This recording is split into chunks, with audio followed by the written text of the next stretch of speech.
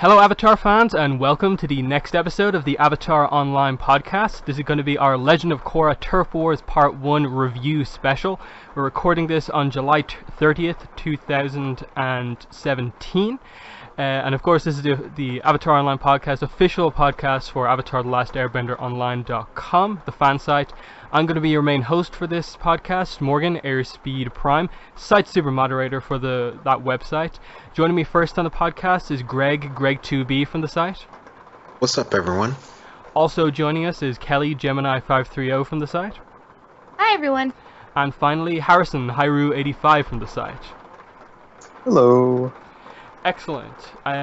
Also joining me is a lot of rain, in case anyone listening to this can hear the rain in the background. Nothing I can do about the Irish weather here. But yeah, so we're going to be reviewing Turf Wars Part 1 in a lot of depth. But there is one thing to get to just before that, and that is that we did get some somewhat exciting Avatar comic news during the week. And that is that on Facebook, Dark Horse replied to someone asking them, basically, what about Aang comics? Are they over? And their response, which is pretty important, is this: not over. We'll have more news on what's next for Aang and the gang in the coming months. We did take a little hiatus to focus on Korra, though. So, similar to what they've said before, but much clearer in that they've actually mentioned Aang and didn't just focus on Korra.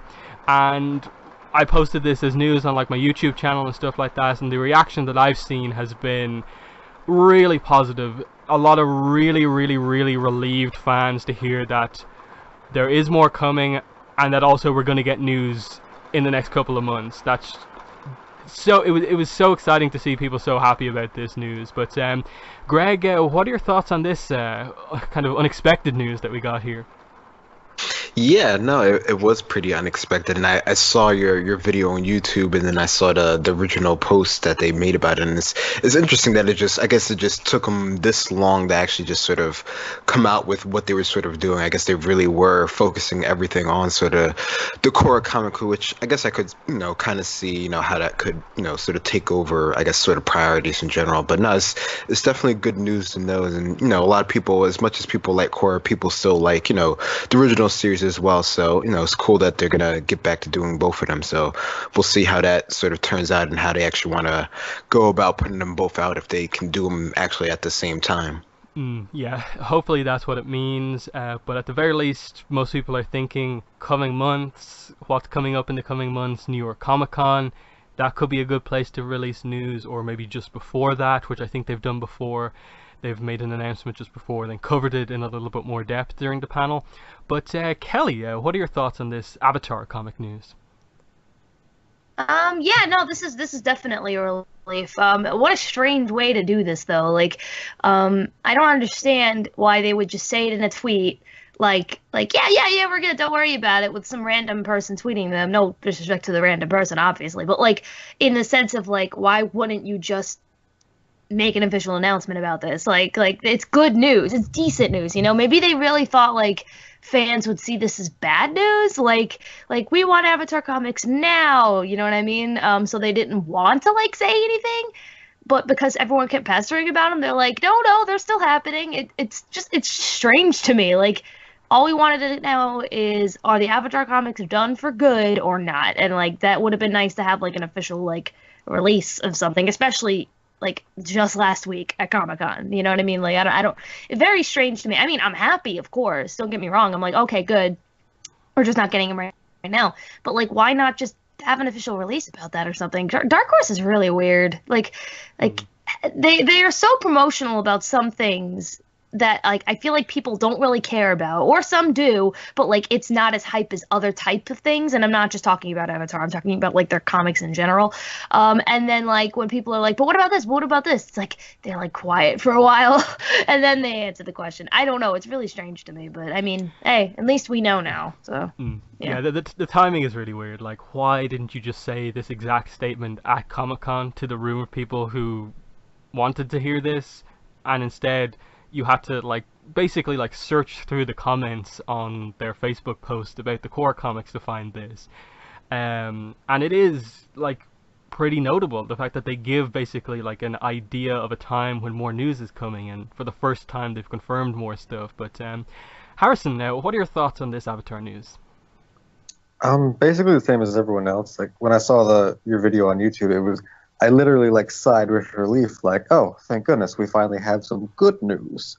And so yeah, it was great to hear, and finally. But like again, like you guys are all saying, like this came out days after Comic-Con, so it's not like they didn't have this stuff together, you know, or anything like that, or they didn't know anything for sure when Comic-Con happened. It's like you could have just said a statement at Comic-Con, and it would have been great, amazing.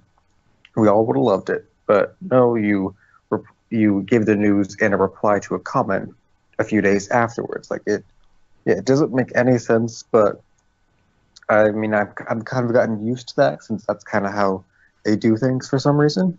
And so I'm just, you know, like all you guys said, happy that we have this news. So thank goodness, finally. Yep, and now the thing that's come with this is obviously everyone, like, when they announce whatever it is that's coming next, is it going to be what everyone's been speculating about? Is it going to be the Azula story? Are we going to get a time skip? That's what people want, because if they just announce kind of like a follow-up to North and South after the reception that North and South got, that's maybe not exactly what people want, unless the story that they're delivering is actually really, really good. But we'll have to wait and see, but at least there's something to be excited for on the Avatar comic front. But we'll move things over to the focus of this podcast for this week, and that is our Turf Wars Part 1 review special.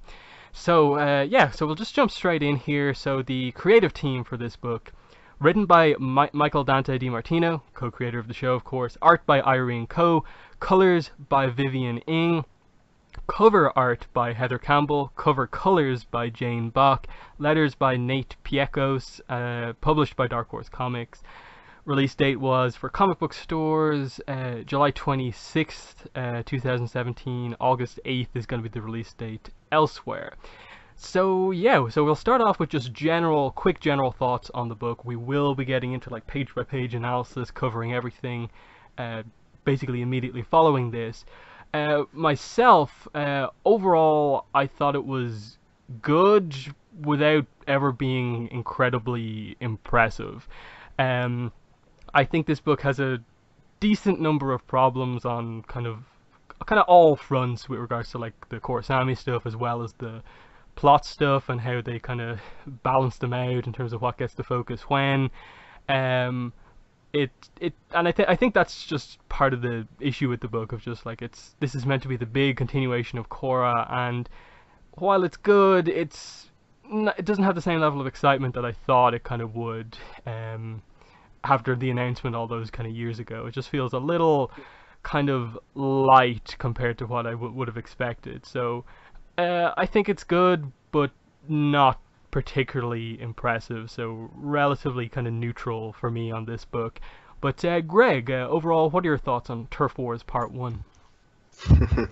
Yeah, it's interesting. I don't know if it's because maybe it took so long to sort of come out, or maybe it just, it's one of those things that just has been so overhyped that sort of when it comes out, it's kind of hard to sort of live up to sort of like all the expectations that you had before. So I don't know. It's definitely one of those weird things. I mean, for me personally, it's definitely, it's a good comic. It's a enjoyable read. There's nothing like, if you're a fan of the show in general, there's not too much to sort of, hate just because you just sort of want to hate things. I mean, it's not really, I guess, for what we sort of, or what you might have thought it was, it's not sort of maybe as in-depth as what you sort of might be expecting, or what I might have been sort of expecting. Maybe that's something that'll come in, the later parts, since this is the first part. And the first parts, although you hope that they always sort of, there's enough there to sort of grab your attention so that you want to read the next two, which, I definitely want to read the next two and see sort of how the story continues. It's,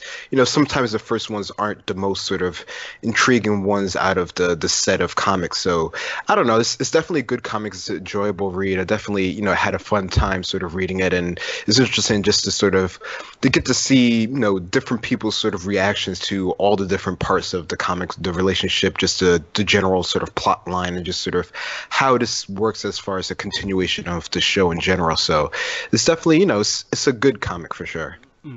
Yeah, it's also been interesting to see just the general reaction from the fandom, because usually we end up kind of recording these a bit earlier and then releasing them on the release date, but we're kind of a little bit behind on this one, so we actually got to see the reaction, and it's definitely mixed. There's people who absolutely hate the book, there are people who absolutely love every part of the book, and then there are also people kind of more like myself who are kind of fairly in the middle, kind of neutral on the book. So it's really covers all the different grounds with this book. There's no one prevailing opinion for the most part with this book. But Kelly, overall, what are your thoughts on Turf Wars Part 1? Yeah, I definitely agree that like hype for a book or something like that for so long is definitely part of why part ones are so difficult for these type of things. That being said, I think I like enjoyed it more than you guys did. However, I recognize the problems as well. Like reading it for me personally, I really kind of felt like I was back in this world. I thought the writing was really good, like almost more so than the Avatar comics, but the Avatar comics, I think so far have done a better job at establishing a plot in their part ones. That being said, like I really liked what I was reading here. I really enjoyed it. And I even liked the art too, which I wasn't sure about, but it fascinated me. I liked the different take on it, but also like it still had the original art about it in there too. It's kind of weird. I have a lot of good things to say about this book, is what I'm saying. But I'm also disappointed in like how it balances out plot and development. You know what I mean? So I guess I'm more on the positive side than you guys, but I'm also like, come on, we could have done this a little bit differently. We could have done that a little bit differently. But like overall, when something like good happens in it, or when I think like the scene is like well done, I really think it's very well done. I don't know. I enjoyed it. But yeah, by the time it was over, I was like, I want more. So I guess to me that's a success. Like if I'm like I need to read the next one right now. But that being said, there are again problems with it. I agree, but I think I just have either less problems or the problems don't bother me as much as you guys. I think that's my stance on it. Mm. And Harrison, overall, your thoughts on Turf Wars Part 1? I'm probably about the same as Kelly. I liked it a lot, and I thought it was a pretty good book. But I do see the problems that people have with it, and they are there. It just didn't quite bother me all that much. I just, like Kelly said, I felt like I was like back in the world. Like right after the show picked up, it was like it just jumped right back in, and it felt exactly like Corrin. And I thought that was great. The writing was good. No character really felt off or out of place for the most part. Everything just kind of fit reasonably well, and I really liked that a lot. But yeah, there are some problems or things I didn't quite like about it, or things I feel like they could have done better, or something that we just needed more of. But for the most part, I thought it was just a pretty overall good book. And as long as the later parts when it come out that they have a lot more plot, then I'll definitely keep this book at the high level that I have it at. However, if the other parts don't do that, then this one will definitely drop as far as the rankings go. Yeah, and that's the thing to keep in mind always with a part 1, that there is still part 2 and 3 to come to develop things. But like I think still, for me, keeping that in mind, I think this is a not amazing part 1 in terms of establishing things. But the final thing to do before we get into discussing the book page by page is discussing the art, because we do have a new artist on the book, that being Irene Coe, new colorist Vivian Ing. And I assume we'll bring up bits of art as we go through, but let's take some time here at the start to actually delve into the art a little bit. And overall, I think I like it. It's very different than Team Guruhuru, which in terms of Avatar comics is primarily what we're used to. It's definitely a different approach to art, and it's more aligned with art you'd expect from other comics. It definitely fits, and the characters feel like they are. The only issue I would have is just that there's a slight sense of some of it feeling a little bit inconsistent, panel to panel, page to page, in that some of it's like really, really good, but then some of it's just like, I don't think you ever really got Mako perfect with the art in the whole book, and little things like that. There's a few art errors, and just overall not as maybe solid as like a Team Guruhuru, but I do like the art overall on the whole. So I'm excited to see how kind of Irene Coe develops going into like part 2 and 3. But a solid, I think, first part for her in terms of, I think she said before, this is one of her first time times doing a book with this many pages in it as well. But Greg, overall, what are your thoughts on our new artist, Irene Coe? Overall, I really like the art. Like, I think for it being a whole new sort of story, it being, about Korra, not about the original sort of series, I think having a new style definitely, lets it separate itself from the original one. And I think it does it in a pretty good way. I mean, for the most part, I like, sort of the detailing that she has on most of the characters and most of like the faces. I think definitely some of the scenes definitely sort of stand out for me as far as, highlight as far as, just how they're sort of set up in the scenes and stuff like that. I think it does a really good job for a lot of different parts for the composition of it overall. I mean, I definitely can see some of the issues that some people have with some of the proportions of characters and stuff. I guess just sort of over the course of the book, there's some of that. But for me, for the most part, I really like the art. Yeah, like I've definitely seen some opinions out there of people really disliking the art, and I think I wouldn't necessarily agree at all with people who just say this is like awful or anything like that. As I said, I overall like it, just have some slight consistency problems. But Kelly, you mentioned a little bit of the art already, but more specifically, how do you like it over the course of the whole book? Yeah, I actually really like it. I was a little skeptical at first because we were used to like a certain style, and plus I still think it's a little weird that the cover is a different art style than the actual book. I don't want to say that's misleading, but to me that's a little bit misleading. Like you see a certain type of art on the cover, and then like it's completely different on the inside. But then again, I don't read comics often other than these, and I'm pretty sure most comic books actually do that, so I'm not complaining. It's just something I wanted to bring up. But as for the art itself, I really like it actually. I agree there is an occasional frame or two that it's like you said, a little bit inconsistent and a little bit off, but like every once in a while it takes me out of it, but not because I'm like, wow, this art is so bad or anything like that, but oh, that's a little different from the previous frames. But like whenever like it's good, I think it's like really good, I don't know, like I just really like the style. It manages to be its own thing while also like clearly reflecting the style of the actual show. I don't know if I'm making sense with that. Like even though it's different art, somehow it doesn't feel all that different. The only things about it that I would say feel like very different is I actually think Asami's design looks very different than it did on the show. Not like super different, but like her face is a little bit different. I maybe that's just me. I have no idea. And another thing is that I noticed that when there are characters from the cartoon versus new characters, there's a bit of a style difference. How do I put it? Like, she was obviously like doing her own art for like Korra and Asami and Tenzin and like all the characters that we know, but obviously trying to reflect the animation of the cartoons. So like it's a bit of both of her own, both of that and her own thing. But when you look at like new characters, it almost like the face and like the way it's designed is almost like how she would do it. So like it's a bit different from theirs. I don't know if I'm making sense when I'm saying that. Like, and it's not even bad. It's just like a detail I noticed, sort of. I don't know, but I like the new character designs as well, and I like all this stuff. And I think to end my point, with despite the inconsistent animation occasionally, who'd you say the colorist was again? Because I almost would say I like the colors more than I like the animation. Vivian Ing. Yeah, Vivian Ing. I think I love the colors in this. Every scene very much reflects the time of day or the emotion that's going on or the location. Like how the back alley fighting scenes with the gangs are very like it feels very Republic City episode 3 of Korra with the browns and the metalish colors, while they're in the spirit world it's like, oh my god, look at all the colors everywhere. Like I don't know, I feel like the colors did a really good job at reflecting the emotion and the location. And I mean you could pretty much say the same thing about Team Gurihiru, but I almost feel like there's more of a warmth here, like more like even better than the colors of Guru. And I'm not trying to like knock anyone down. I'm saying like I just really enjoyed how it looked overall. Like it was pleasing to look at, and I think that's a fair thing to say for comics. I mean, like you can really like the story of something and you can really like the dialogue, but like if you're like, well, this is ugly, it can take you out of it, So yeah, that's my thoughts on it. Mm-hmm. And Harrison, your thoughts on the art?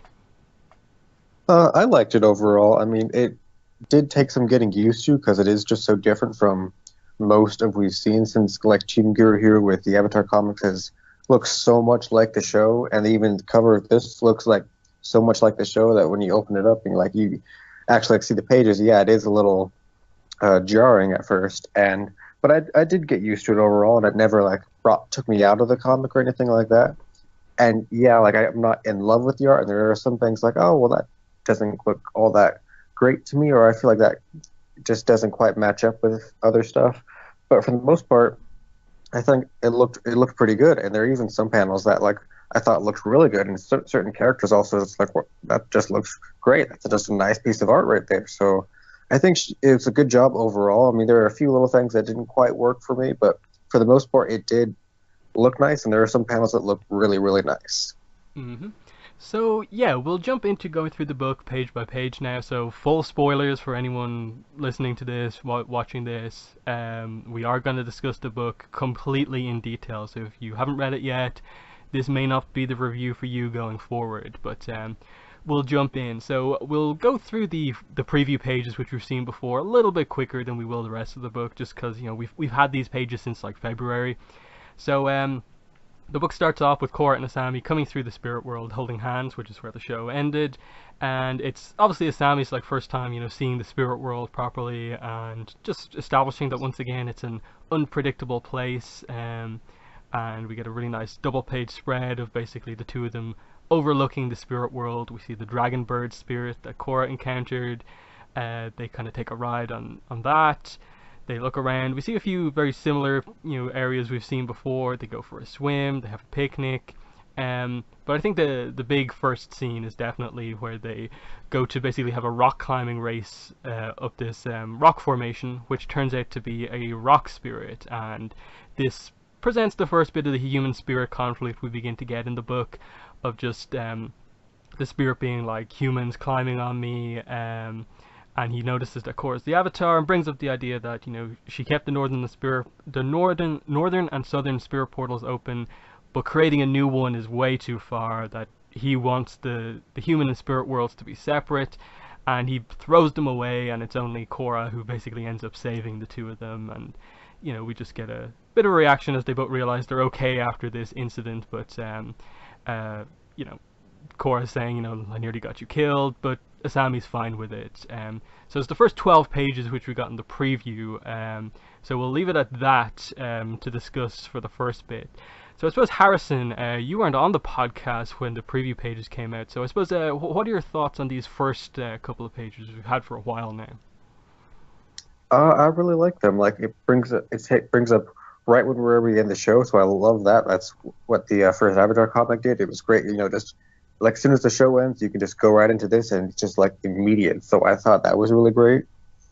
And then I just like the interactions with them. Like they're not like immediately like a couple. You still feel like the characters at the end of the show still just kind of going on their own thing. And I thought it was just really cool with like a little montage of familiar places we've seen, along with some new places. Like they, I don't know, those mushrooms look new to me, where they're just like climbing around on those, and it was just nice to see how they're going their little adventures.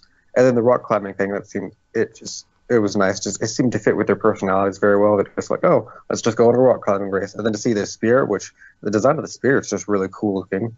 And then also to get the whole idea of the spirit's reaction to the new spirit portal is interesting, because now there's 3 spirit portals into the spirit world, and this one's in the middle of the city. So I like how that's actually like a thing that the spirits at least don't like. And so they're like, okay, you're fine with the other portals, but this one, no, we hate that. We don't like that. You need to stop this. And so I think that's interesting, and I'm hoping to see that further explored in the future books, and see if that becomes a really big deal or not, or if it's just kind of a thing that spirits are just going to have to end up living with or something like that. And then just the whole thing where he basically throws them, is like, attempted to kill them. So thankfully Korra's an airbender and saves them. So, and then they have a nice little moment afterwards where Asami's just like, oh yeah, no, it's fine. I'm used to this. We've had a lot of similar adventures like this before. Like, getting almost killed by a giant rock spirit, it's not really a new thing, apparently. So I thought it was a very just nice beginning overall. Nothing stuck out as overly amazing, but like it was all, for the most part, I felt like pretty solid storytelling and writing. So yeah. Yeah, like it's the fun opening to their vacation, where they're more focused on kind of having some fun just as soon as they enter. I do like the sense that like they kind of present like, oh, is this one of the things with their relationship where like they're a little bit competitive with each other with the race, which is pretty fun. And then obviously the spirit presents the first part of the kind of plot, and it's interesting in that it's covered a bit more over the course of the book, which we'll get into, but it doesn't really go beyond just the usual thing we've seen in more or less every recent portrayal of spirits, whether that be the Avatar comics or the core comics, of just them always being like, we don't want to be together with humans and spirits, they should remain separate. And then like Korra or Aang is the one who kind of wants them to kind of be a bit more together.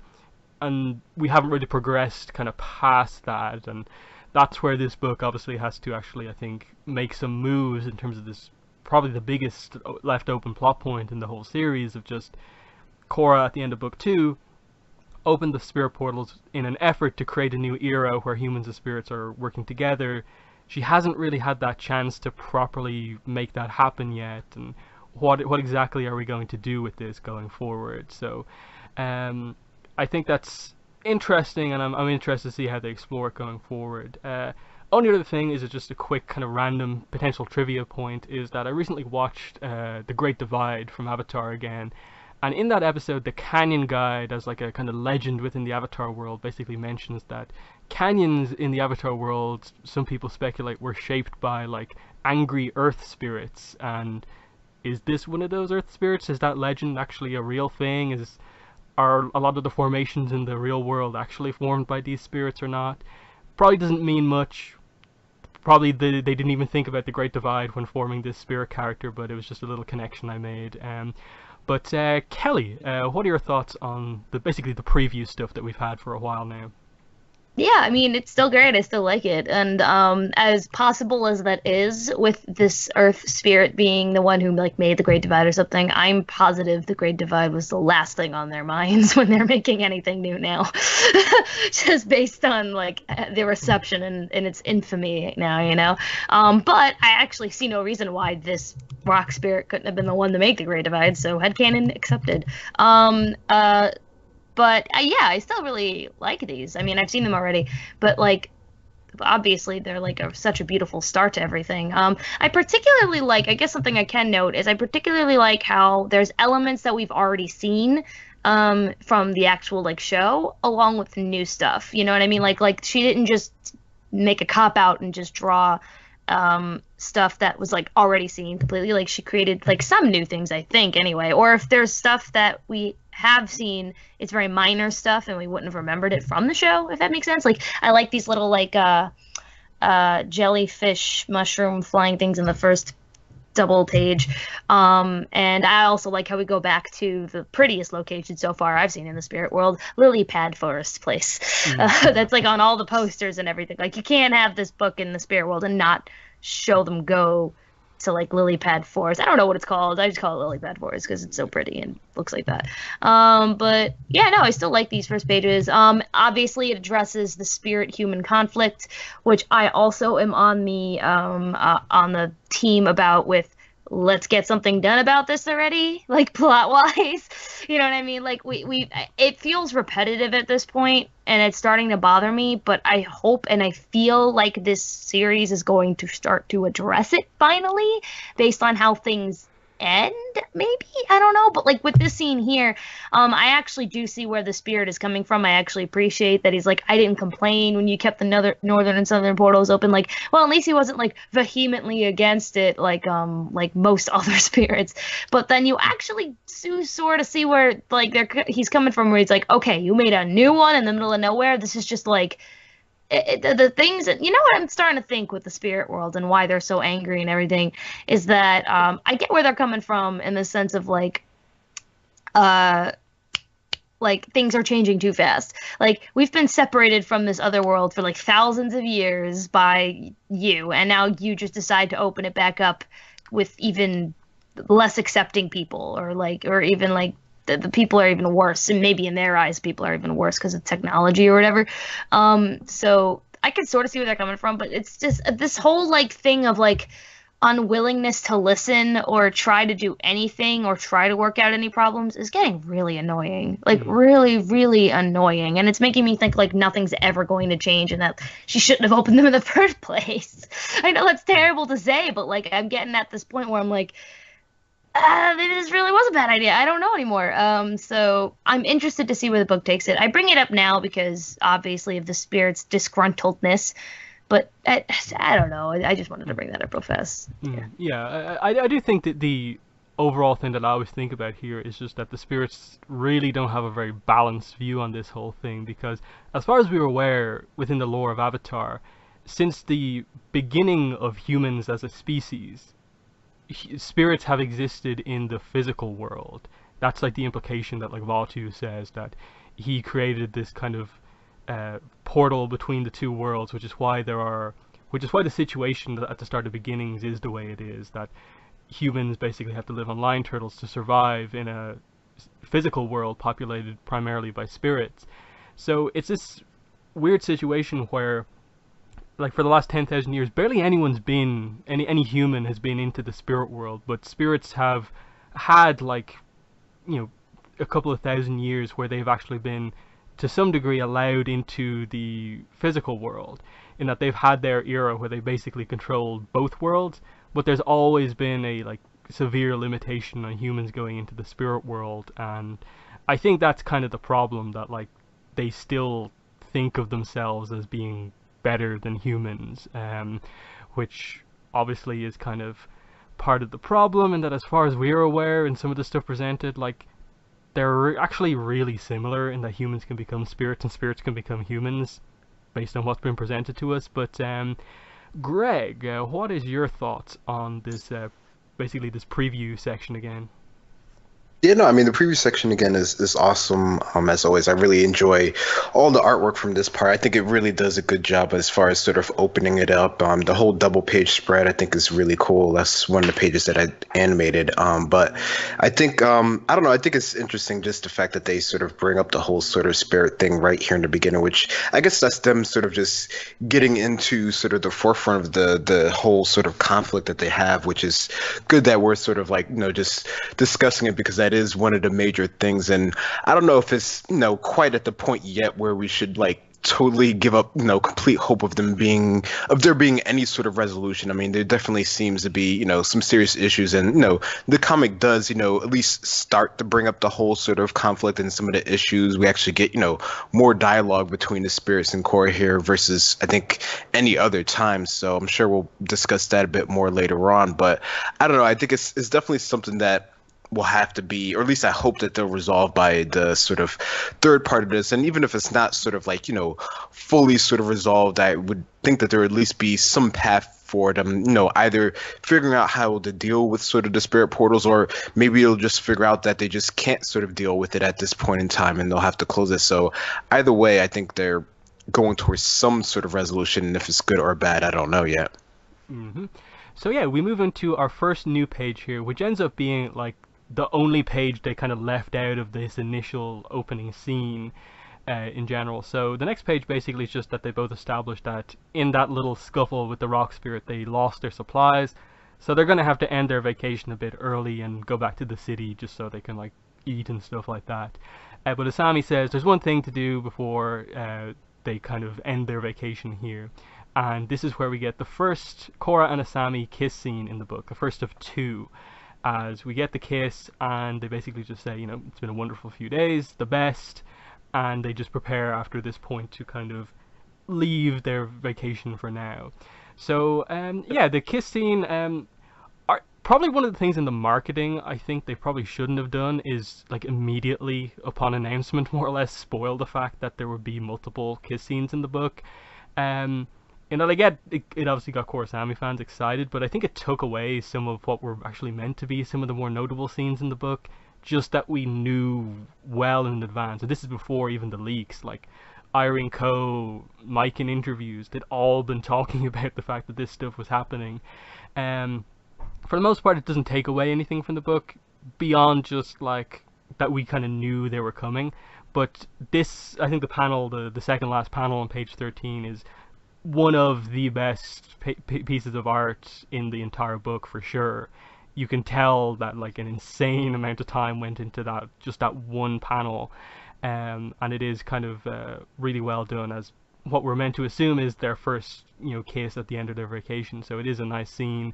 But Kelly, what are your thoughts on this page 13? No, yeah, I think it's great. As for people who are like annoyed by it, like get over it, But like, I don't really no, like I haven't seen a lot of reactions for this book yet. I haven't really looked into reviews, so I'm just gonna trust your word on that. Like when you say like how people reacted or didn't, because I actually don't know much about that. I mean, if people really have a problem with this, like why? We already knew this was like gonna happen. Like you said, like the interviews and everything like that. And marketing, like I would say it wouldn't be necessary. I would say I wouldn't have a problem with that. Like why would you have to bring that up? Come on, it's like 2017. But that being said, it is. Their relationship is actually a fair focus on the book's plot in this part. And like in that case, if you're saying like marketing didn't really show off that whole aspect of everything, then yeah, they should have talked about it more, I guess, in marketing. Because of their actual like relationship being like a plot, I guess like a half plot. We'll get to the whole plot thing later. Anyway, this is great art. Obviously, like you said, so much effort went into this. This is such a well done scene. And obviously, yeah, we can assume this is like their first kiss. This is like, it's really well done. I have like no complaints whatsoever. It's more so the later stuff, and how that melds in with the plot of the city versus the plot of their relationship, that like you're like, okay, like how are we balancing this here? You know what I mean? So yeah, that's my thoughts. Yeah, the only interesting thing for me is that kind of, I suppose, this first one here, it's Asami to kind of initiate the kiss, which, given I suppose where the book goes later, you'd think that, Cora would be the more likely one, kind of looking back at the start. But Harrison, what are your thoughts on this page? I really like it. I thought it was pretty well done. And I really like how this is their first kiss, because a lot of people after the show ended thought they should have kissed when they went into the portal. Same thing as Aang and Katara. But I feel like this is a much more natural way to do it than what that would have been. That would have been like, it would have been nice and all, but it would have been like, oh, okay, I guess that was kind of quick and random, and okay, sure, we're going with there. But with this, it feels a lot more natural. Like they let their relationship progress for a little bit. They had their vacation for several days here, and then they kiss at the end of it. So I thought that was nice, and just like the dialogue here and the art here is really nice. And again, yeah, that second to last panel is just a very nice panel. So like you said, like you tell, like they put a lot of work into this. So that is one of the panels I think is a standout of this comic. It's just like, yeah, that's a very well done panel. Nice job. And so yeah, I think it's just a good page overall. Everything about it was pretty good. It felt natural. The art was good. Dialogue was good. So yeah, I liked it. And Greg, your thoughts? Yeah, no, I think it's a great page as well. I like Harrison's note on just the whole idea of this sort of being a build up to their first sort of, real stepping point in their relationship. And it wasn't sort of, I guess, even more sort of, thrown on us at the end of the original sort of comic. I think this was a nice sort of build up and progression to it. But yeah, no, I like all you guys have said is definitely, one of the standout parts of this comic, I think, for sure. And, everyone was sort of, looking forward to this in general. And, they definitely did, hype it up, a good amount, which I don't know if it would have been good or bad if they sort of kept it sort of hidden. I mean, it's, you would think that it would be pretty, obvious that this would happen in this comic. I mean, maybe not as many times as they sort of, indicated initially, but, it's part of their sort of relationship. So it's nice that they have it in here. And it's cool that they put it right up here in the beginning, too. So, I mean, I don't know, it's interesting that it's part of, like, I guess, sort of the opening scene, and you would have thought that they would have, I don't know, I guess there's no way to sort of not sort of keep that with, like, sort of the preview pages. But, no, I think it's definitely a very sort of nice scene. I really like it. Mm-hmm. Yeah, and we continue. So they kind of basically go to make their way out, basically. As I said, they needed supplies. And we get them beginning to, like, I suppose, this time talk about their relationship a bit. And Cora brings up one of their first initial kind of interactions with each other, the scene where Asami took Cora racing on the track. Asami brings up how terrified she was. Cora says she wasn't.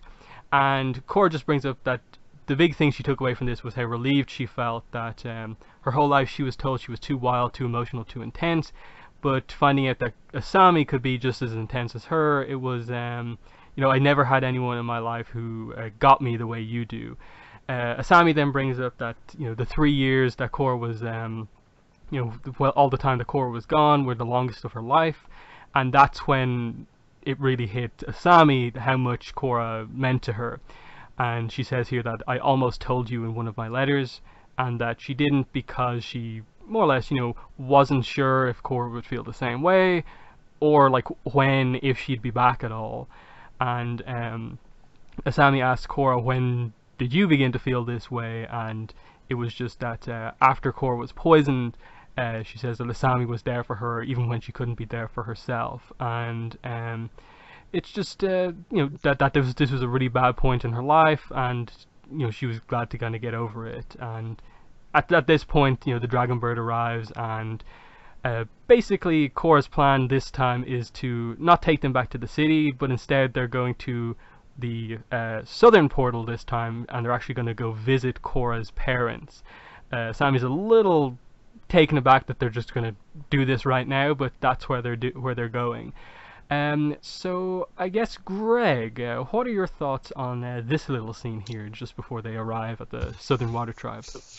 I like this. I like the conversations that they have, you know, throughout the comic book. I mean, maybe there might be some better balance that they could do between that and the plot at certain points. But for the most part, you know, this conversation and some of the other ones that they have, just dealing with the relationship and, you know, sometimes dealing with just how it's sort of viewed in this world. I like how they sort of, you know, how they're able to sort of go back and forth and just sort of talk about it, you know, more sort of openly than sort of, you know, trying to sort of hide everything. So no, for me, for the most part, I think, you know, the conversations and sort of them having this sort of, you know, I guess just sort of, you know, throwback memory, going back sort of memory lane as far as, you know, how they sort of felt about each other, I think is pretty good. I mean, I guess you can sort of see how this can work as far as like how it will actually sort of play out in the comic. I mean, the actual sort of show here. So no, for me, for the most part, I like this conversation that they have.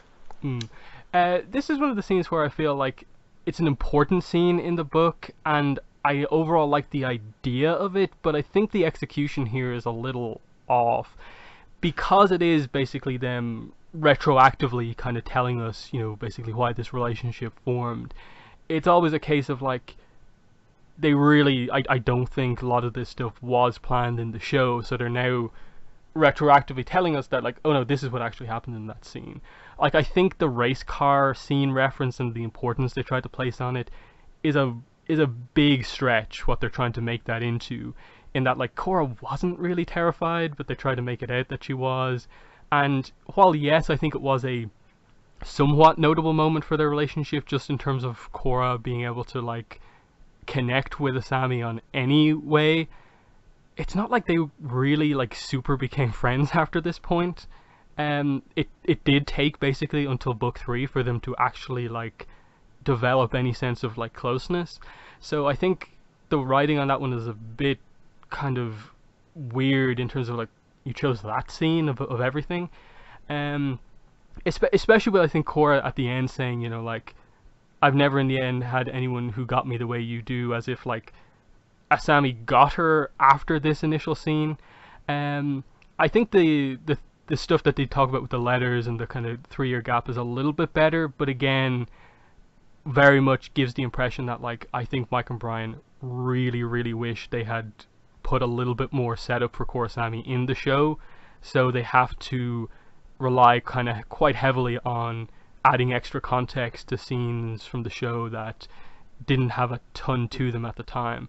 So it's a scene where I like the idea in that this is meant to be the big important one where they both reveal to each other why, I suppose, how they really came together. It just, to me, showed some of the writing issues, but also kind of some of the problems that I think the show and what they didn't do in the show kind of presented on the comic, in that they kind of had to do this retroactive stuff, and some of it works, but for me some of it didn't work as well. So, you know, not awful, but the first little issue I had with the comic was kind of that, the reference with the race car scene. But Kelly, what are your thoughts on this scene before they go to the south? I guess I could see where you're coming from with that. In regards to like stretching things a little bit. But I don't 100% agree. Only because I don't think they're implying here that like Korra started to love her after that race car scene. Like That's they not were what I was still saying. dealing. Yeah, no, I figured as much, but like I guess what I mean by that is them retroactively looking back on the day when they first started to be friends, I think makes sense. Like, you know what I mean? Hmm. Like what I mean by that, like it doesn't feel like it's forced or anything. Like it's just like, oh man, I remember I feel like that's the day when we were friends, you know, when we first started to click. I agree it was a little weird when she was like, no one else in my life got me that way, because then the writing in the show itself in book one, like literally like what 10 minutes later, Asami was like really mad at Korra because Korra was like, your dad's evil, and no one believed it. So like in the sense of like them being like super buddies or anything like after that race car scene, yeah, that's not correct. That's like a bit of a fault on the comics part on reflecting back on the show. But I still think like the actually bringing that scene up and being like, yeah, that's when I started to really get you and you got me. Even though we had problems, I really liked. I really liked them bringing that back up, even if the logic falls a little bit in regards to like, well, they weren't really friends until season three. It's the whole. It's I play more the show than I do the comic for that. I still get why the comic brought it up, because it actually was a pretty pivotal moment for them. Remember, Korra just hated her and was like, oh, I don't like you, and then you're like, oh, actually, we have a lot in common. And then from there on out, Korra never really wanted to hurt Asami or do anything to hurt her. Even though with all the Mako drama, there was a lot of hurt involved everywhere. But then in season three, they were like, look, we both like the same guy. Let's get over it. I think that's why it made sense to me. Like the writing there makes sense to me, even if it is a little weird. The obviously in the stuff after that, when Asami said like the 3 years you were gone were the longest in my life, like that, like this whole part really was good. Like I thought it was really well done. I think I brought up earlier that I liked the writing a lot. And this is just one of those parts that I really do like it. Michael DiMartino doing the writing, I felt like was a really good decision, because I almost feel like I'm watching episode 1 of season 5 of Korra rather than like a whole new thing like with the Avatar comics. I felt like I was watching season 5 episode 1, and this is one of the parts. I don't know. I feel like the writing of the characters does reflect that in some way. Somehow I don't know, just watching it, I felt like I was watching the first episode, even though it's a comic. It doesn't really make a lot of sense. But this is really heavy stuff, you know, when they're talking about when they first started to like each other. I particularly like when Korra explains when she started to like Asami, because that's exactly when I figured it would be. Like my headcanon was like confirmed, you know what I mean? Like I knew that it would happen around the time when Korra was in her lowest state and Asami was the one there for her and cared about it. Like that was the first scene too. Remember like when Asami held her hand and like they had this look? I remember watching that and I was like, that was like more romantic than it should have been, or was that just me? But like that's around the time Bright made the decision to go that route, to go the Korrasami route. So it makes sense that I saw it that way, and I'm glad that they reflected upon that scene here again to like really reiterate that's what they were trying to convey. And I understand there's obvious problems with that. Like you are basically like well, there is and there isn't. Like you're confirming what your attempts were at doing in the show, you know, like this is what we were trying to convey. And obviously to most people it was conveyed to that way. But then to some other people it was like, whoa, we were supposed to take it as that. This is weird.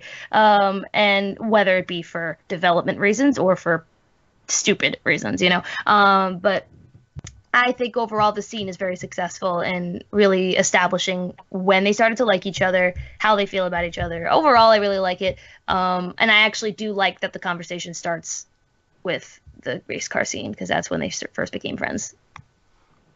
Harrison, what are your thoughts on this scene? I liked it. I can kind of see what you're saying, where they kind of like stretch things a bit with the race car scene. But like I didn't. I see it a bit, but kind of, I guess more kind of how Kelly said, like it didn't feel quite as big as a stretch to me. Like it felt like, Okay, yeah, I remember that scene when it came out. It was like, oh, okay, yeah, Core was like, like she said, she felt like she was, too intense and too emotional. That's what people have been saying to her. And then when she finally meets another girl her age, because she finds out like, oh, and this is this rich girl who's probably going to have us do makeovers. Oh no, she wants us to go race car driving. Okay, that's cool. So I kind of like how they just took that and like elevated ever so slightly to me, and I felt like yeah, I took that away. Like here, like I guess they tried to make it up a bit of a bigger scene than what it was in the show, but I feel like the stretch wasn't major to me. I still like got it and understood it. The one thing that did throw me off was like Aslam was like, I remember you were terrified. I was like, I don't remember Cora being terrified. She was like laughing and had a big grin on her face the whole time. But I mean, I guess when friends remember things from years ago, they remember things a little differently. So it didn't really bother me a whole lot. It was like, oh, that's not really how it happened, but sure, whatever. And then the whole scene with them talking about how they liked each other, I thought was really well done. Like with the whole Asami stuff, like I like how like as soon as she said she kind of realized it when Korra went away, because that makes a lot of sense. Like a lot of people don't realize how they feel about someone until that someone is suddenly gone, like whether they move away or or with someone else or something like that. So it made a lot of sense to me, and I liked how she did that. And she thought about writing it in a letter, which would make a lot of sense, but ultimately she didn't want to do that because she didn't know how Korra felt, and she didn't want to put an awkward situation in there or anything like that. And she also, she didn't say exactly when this happened. So Cora's obviously been gone for years. So, and she only got like, as far as that one letter in response. And, from her, it didn't see anything that she kind of related to romantic feelings. So she felt Cora didn't feel the same way. I don't want to put her in this awkward situation or ruin her friendship. And I have no idea if or when she's going to come back. So I don't want to, throw myself into this weird situation. So she just kind of moved on with her life. But then when Cora came back, it just kind of, oh, okay, we can kind of do this then. So I like how that too, because it felt very natural and realistic to me, because it just made sense.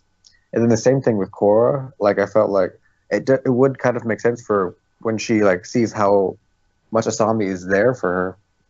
She kind of like starts to realize in her head maybe there's something like there for me, like I think I kind of like this girl or something like that. But she was just so, like traumatized and had so much going on after the whole fight with Zahir or anything like that.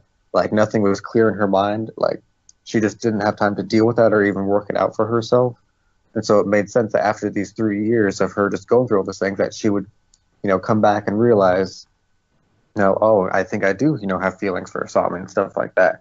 And so I thought that all made sense to me very much so, because Korra was just having too much to go on to deal with any of it and to process all of it. That it took 3 years, not just for her to recover from her injuries and her, like I guess, trauma, but also just to work out her feelings. And that made sense to me because you need time to work all this stuff out. And same thing with Asami. So I thought that was all really well done, and I liked it a lot. Like I said, I can see where it felt like a stretch a bit. But to me, it didn't feel like as much of a stretch, but I can definitely see what you're talking about.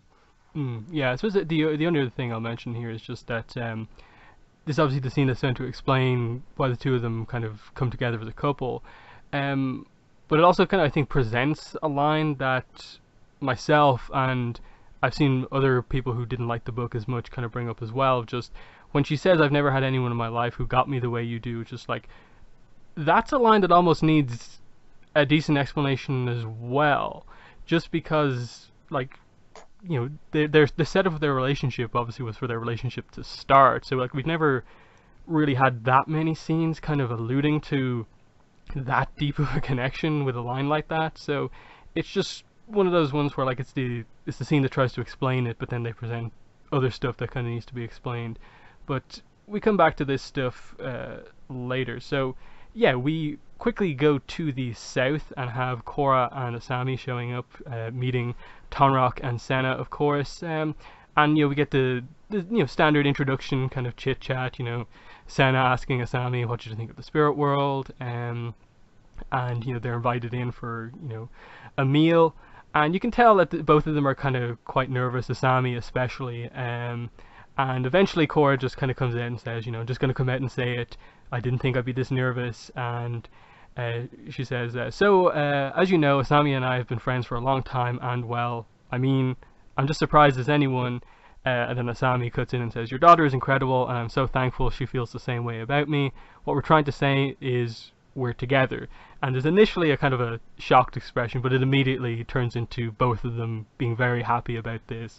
Couldn't be more pleased. It's wonderful. Hugs all round, basically. And I think we'll leave it at there up until page 19, because after that they do bring up a kind of different point. But just the initial reveal here of the girls revealing their relationship to Korra's parents. I overall really like this scene. I actually think this scene of, Korra and Asami talking to Korra's parents is one of the best in the book for me. This bit and where it goes after the point where we're discussing right now. I just think it is really well done, getting across some of the nervousness that they have about it. But obviously Korra's parents being very supportive of it. And it's just a very nice scene to set up this, and then they present a different angle on it after this, but it is a pretty nice scene as well. And then, something I was thinking about that isn't really alluded to all that much here is obviously that Asami has no family at this point in time, so, while Korra and Asami are dating, it kind of feels to some degree like an attempt for just like Korra to like incorporate Asami more into her family in that way. But the book doesn't touch on it all that much, but just the fact that Senna and Tonrock are kind of supportive of Asami as well here was kind of nice to see, given that she is on her own. But Kelly, what are your thoughts on this initial part of this meeting with Korra's parents? Yeah, this is a great scene. I agree. This is definitely one of the better ones in the book. And it's just very well done. The nervousness does come across very well, and them interrupting each other, and not interrupting each other, but like how they do like the back and forth and how they say the words at the same time, that type of thing. I thought that was conveyed really well. Along with like what they decided to like show in the panel, like the hand holding in like the middle one, and just the shocked reaction to the happy reaction. It's just a very pleasant scene. It's very well done. And I agree with you. Like, it just kind of hit you. You're like, oh yeah, Asami doesn't have a family to tell, and it's like really sad. But then like that kind of recontextualizes the entire scene, because you're like, this is probably why she's doing this. Like now that we're together, I want you to be in my family. I want you to have them be like happy with my family and have them be happy with you. You know what I mean? Like let's just go do this now. Like it's kind of the Korra thing to do, like, well, now they're together, let's go tell my parents immediately. And I just feel like it fits really well. I don't know. Again, I feel like the characters are really in character here. Like, say what you will about the dialogue compared to scenes of the past, like, referencing things from the show, but I feel like the characters are so in character here that, like, I don't even really care. But yeah, I don't really have too much else to say about the scene. It's just really sweet and well done, and yeah. And I like that Korra has brought Asami into her family, Mm. Yeah, this is also where one of the slight art errors comes up, in that, like, technically at this point Tonrock actually has some grey hair on the sides based on the last time we saw him. Yeah. It's a minor thing, but it is, in terms of, like, you have to kind of point these little things out. But Greg, what are your thoughts on this scene up to page 19? Yeah, no, I thought this was really good. I think, meeting your respective other sort of parents is always one of those sort of like interesting sort of situations. So I think that came across really, really well in this, in these sort of set of panels here. And just, the whole idea of just, the Border Tribe in general has always been about family and about, being together and stuff. So it makes sense that, someone like Korra, who is obviously really into that, would, of course want Asami to meet her parents. And I guess, just on that sort of level. I mean, she already knows her parents, obviously. They're already sort of, they already like Asami, so it's just nice to get to see, their idea or their reaction to their relationship that they're actually in now. So overall, I thought this was done pretty well. I like how they whole set it up and how they had the whole sort of pause thing and the reaction to it. So I think, this part, as far as introducing the whole sort of idea of relationship to Korra's parents, is done pretty well. Mm-hmm. And Harrison, what are your thoughts? Yeah, basically what everyone else said there. This is definitely one of my favorite scenes in the book, because it's just so well done. And again, I was also kind of with like Asami, like when Korra's like, we're going to my parents. Asami was like, wait, what? And I was like, that was my reaction to it. I was like, wait, what? Already? You guys have been like in the spirit world for like what, a week, and now you're just like, time to meet the parents and tell them I am with Asami. I was like, oh, okay, that's a bit abrupt, but I mean, like Kelly said, that's kind of Korra's character, so yeah, I was with it too. It was just like I was very much understanding in Asami's reaction, like, oh, okay, this is happening. And then just the whole scene when they just first come over, like it was just great, and they're just like all talking, like, oh, hey, how are you guys? Like, and also I thought it was kind of interesting how basically like everyone knows that Korra and Asami are on a vacation in the spirit world, and like, did that not raise any eyebrows to begin with? I mean, when I first started, I was like, oh, okay, I didn't realize they had announced it to everyone before they left. I thought it was just kind of like a, okay, you know what, we're just gonna kind of get our stuff together. Maybe tell the people like Tenzin and all of them like, hey, we're gonna go away for a few days or so. But I mean, like even her parents knew like, oh, how was your vacation? As soon as they come back, it's like, oh, they knew about that. Okay, sure. And I just thought it was a little interesting thing. And then the whole dinner scene was great with like Kelly said, the nervousness like really just comes across in the scene really really well. And I just thought that was really well done. And then of course like, I'm just gonna come out and say it, and it was just very well done. And again, like the whole like shocked reaction to the happy reaction was just like perfect. Like that's how it was just a perfect utilization of the comic. Like it was just so well done, and I really really liked it, and just everything about this scene I thought was really really great. So yeah, we move on, and what happens next is that kind of Tonrock kind of brings the happiness down a little bit by saying, who else have you told? And Korra answers that you two are the first, but once we're back in Republic City, everyone will know. And he just warns her, just be careful, Korra, it's best to keep your personal life private. And she's just like, wait, what's that meant to mean? And Senna, jumps in and is like, I think what your father's trying to say is that not everyone will be so accepting. And Korra's like, so that's their problem. I don't care what they think. I'll tell whoever I want. And they kind of just warn her, you tend to get a little excited. She continues to kind of take more and more insult to this. I've dealt with a lot of narrow-minded people. I just didn't realize you were one of them. They leave at this point, and well, I suppose Korra takes Asami away with her. They get on the snowmobile and are basically about to head back to the city at this point. They have a conversation on the way back about Korra apologizing for her parents, Asami being more understanding of what they were trying to say, getting across that she understands where they're coming from, that she's not embarrassed or ashamed about the relationship.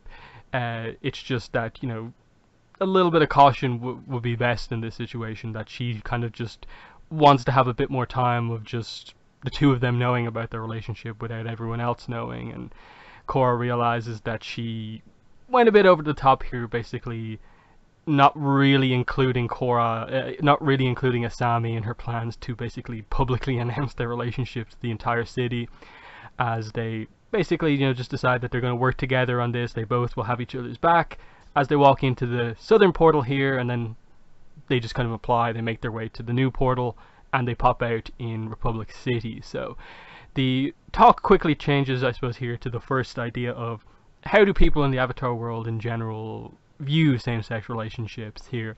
And it seems like it's just, this initial approach is just that, like, okay, most people are fine with it, but not everyone will be, and they're just trying to warn the two of them who are very excited about this that, just, keep it a little bit private. Don't, scream it from the heavens that this is a thing.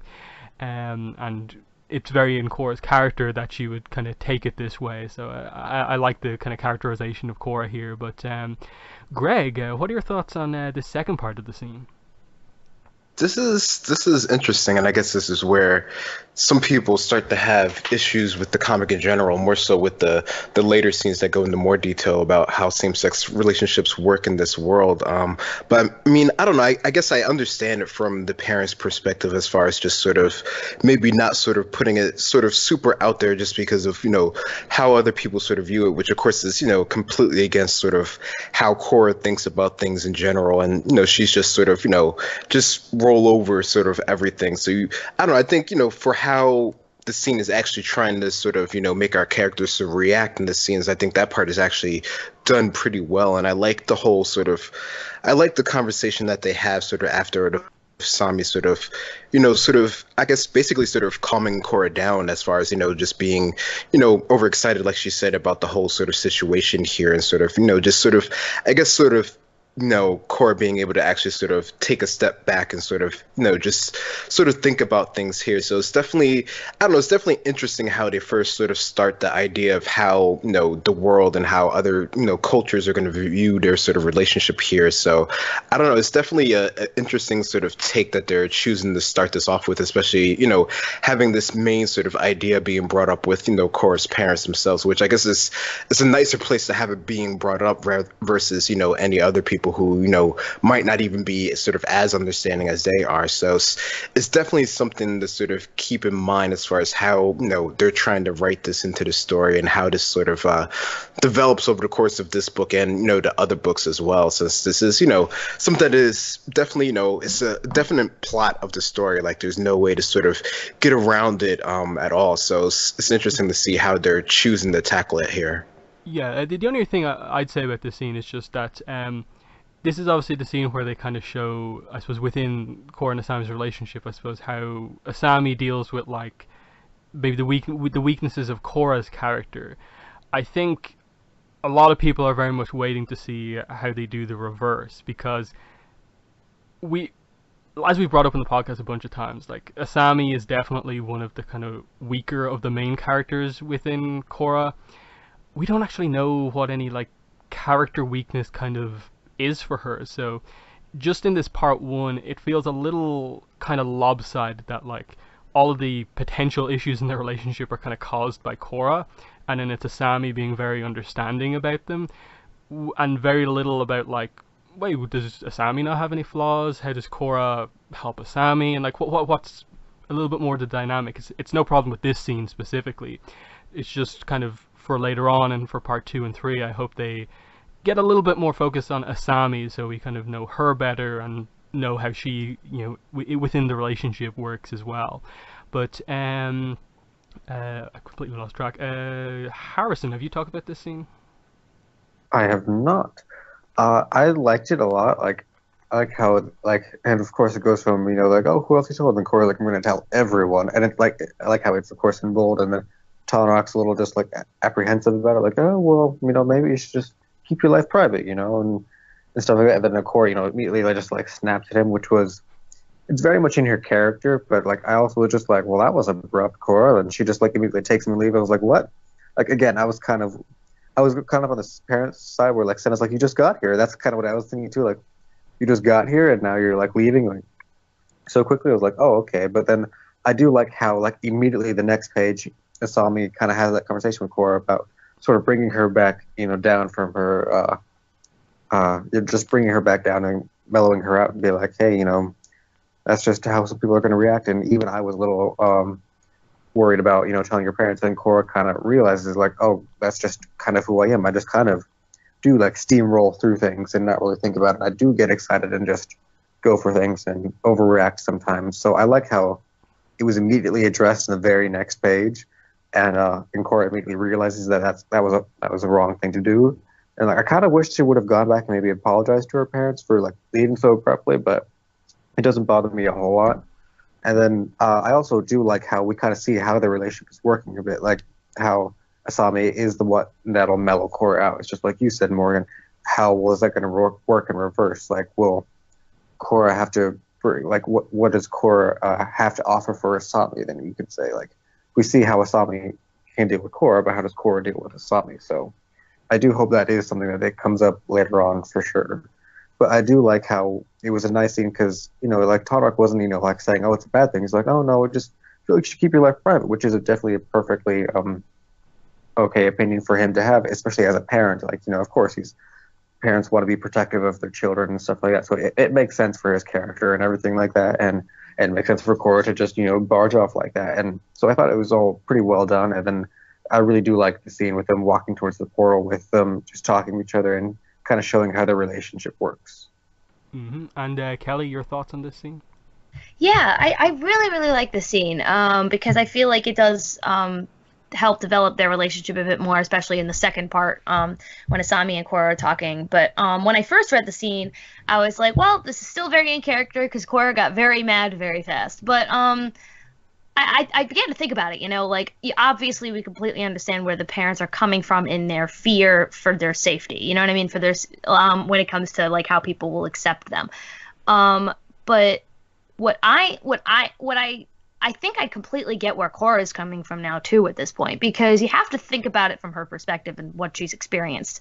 Her whole life has been people beating her down and criticizing her, and just because she's the Avatar, because you are this, you are, that means you have to do this or you got to do that or this is how you are, and she's just like done with that. I mean, look at how much it messed her up in the last 3 years when she was alone, completely alone, and had to be with Toph in order to help get out of this and just accept the fact that this is how things are and I have to be myself. Like all these things, these long experiences, and then to be told, but keep this a secret though. You know what I mean? Like I liked her response of like, so that's their problem. I don't care what they think. You know what I mean? Like I don't know. Like I felt like looking back on the show and then looking at the scene, it made complete sense as to why she reacted that way. Because even though obviously we know what the parents are saying is we just want you to be safe, Cora's like, I can take care of myself. So what are you really trying to say here? Like she was just trying to like dissect of like,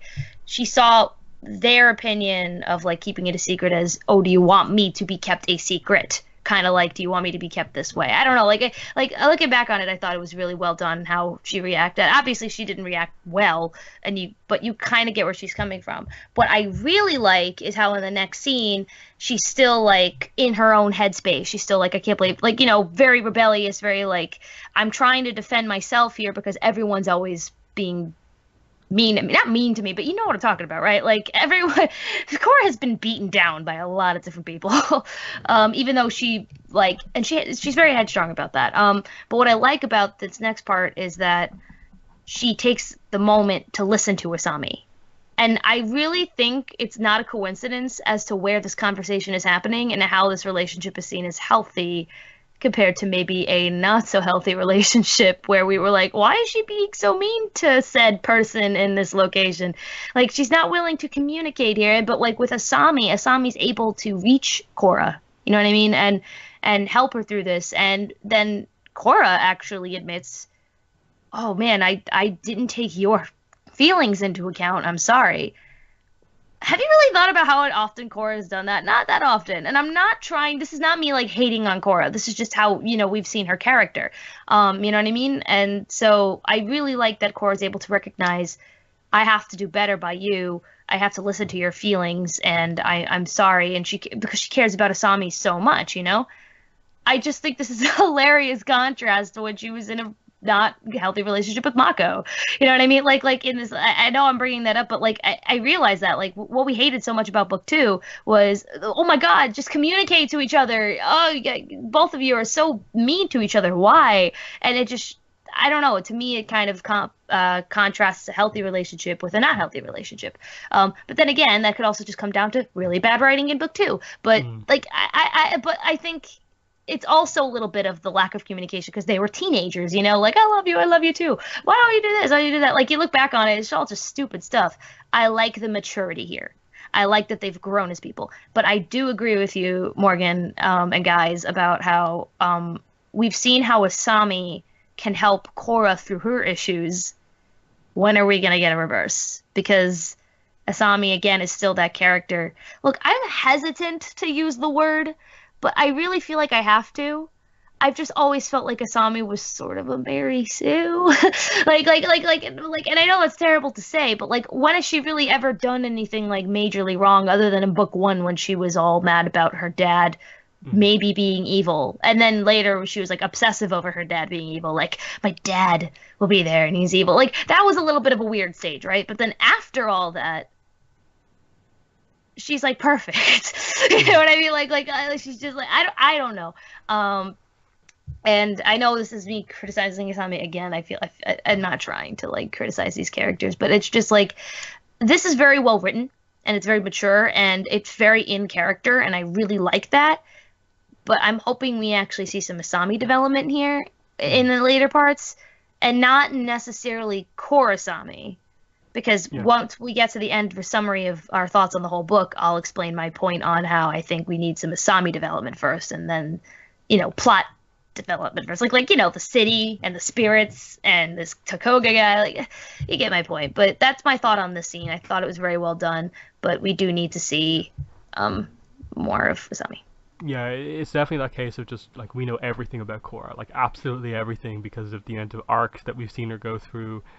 Same can't really be said for Asami because most of her plot did relate to her father, and you know, obviously the next scene that we get to like addresses that a little bit, but not really development. So next scene, they come out of the Republic City portal, they're back, and immediately they're involved in a conflict because Jinora and some of the airbenders are there at the portal talking to some businessmen, some construction workers.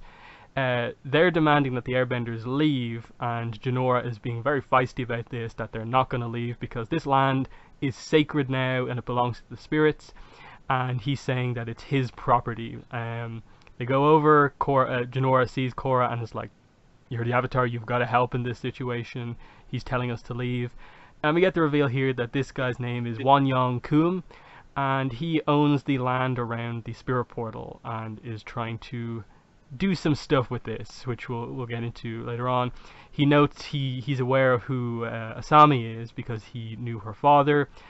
She just notes that like he went against a business deal with her father a while ago, and that's all she knows him from. And she just says that she doesn't want his condolences when he says he's sorry for what happened to her father. The core of this, which Jinora explains, is that he wants to build an amusement park basically around the spirit portal and basically get money from tourists so they can use the spirit world. And his point is that the airbenders are like on my land illegally, and that's the kind of core of it, that he wants to allow other people to experience the spirit world, but he's being very businessman-like about it. Asami is the one to defend the spirit world here, that you know people like you shouldn't be allowed into it, and he just says that you know he officially owns this land. He should be allowed to do this when the spirits come in. But we'll stop it there just before we get into the spirit conflict to just address one of the big things we've known about Turf Wars for a long time, that being the amusement park thing. I was kind of surprised when they came out that there's no actual amusement park built. It's just a plan for an amusement park. The description of the book kind of made it seem like there actually was an amusement park built around it already. Might have been a really early plot point that was meant to be the case, that it was partly built, but either way, it's fine now that they're aware of this and they want to stop this problem. And it's definitely an interesting one. It is the modernization versus kind of spirituality plot once again, of just, you know, how are they going to police the spirit portal? What an amusement park, you know, that's obviously a very businessy, not very sacred way to address this, but still it would be a way to keep track of people who want to go into the spirit portal, versus the airbenders are just like, no, it's sacred land, we'll just leave it as it is. So it's definitely an interesting one.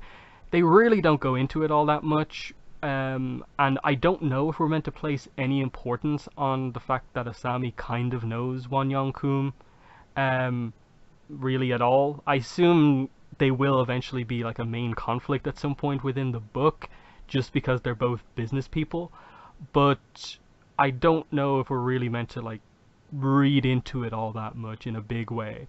But Harrison, what are your thoughts on Korra and Asami's arrival back into Republic City here? I liked it a lot. Like I like how immediately they come out of the portal and there's a conflict already happening with like the business guy and the airbenders, and you see it already, like they're already just arguing. He's telling me, you know, you have 10 seconds to leave. So I thought that was great. And I also like how, you know, Jinora is just standing up to him like, no, we're not leaving. This isn't your property, whatever like that. I'm also kind of interested to know like how he got this land. Like this was a huge part of the city, like a huge part of the city, and he just now owns all of this land. So I think that's kind of a thing that I thought was a little weird, how he just kind of owns all this. Like, who did you buy it from? And did you buy it from like all these different companies and people that, you know, own different parts of this land? Because these were city blocks and stuff like that. So that's the only thing I kind of feel like is a little weird here, but it's not that huge of a deal. Then I like how, you know, Korra and Asami immediately like step in. I like how Asami, like they do address like, okay, he's an established businessman of Republic City, and Asami just like notes like, the only thing we learned about him is that he walked out on a deal. So it was like, oh, okay, so he's perhaps not the most stand-up guy, which we can kind of already get from the whole amusement park thing. And but I also like how just Asami's also defending the spirit world, like people like you shouldn't be in there and things like that. And so I thought it was a nice scene overall, and it was a good introduction to this character for the most part. I'm hoping to see like more of him, see if that relationship with Asami does come up later on or not.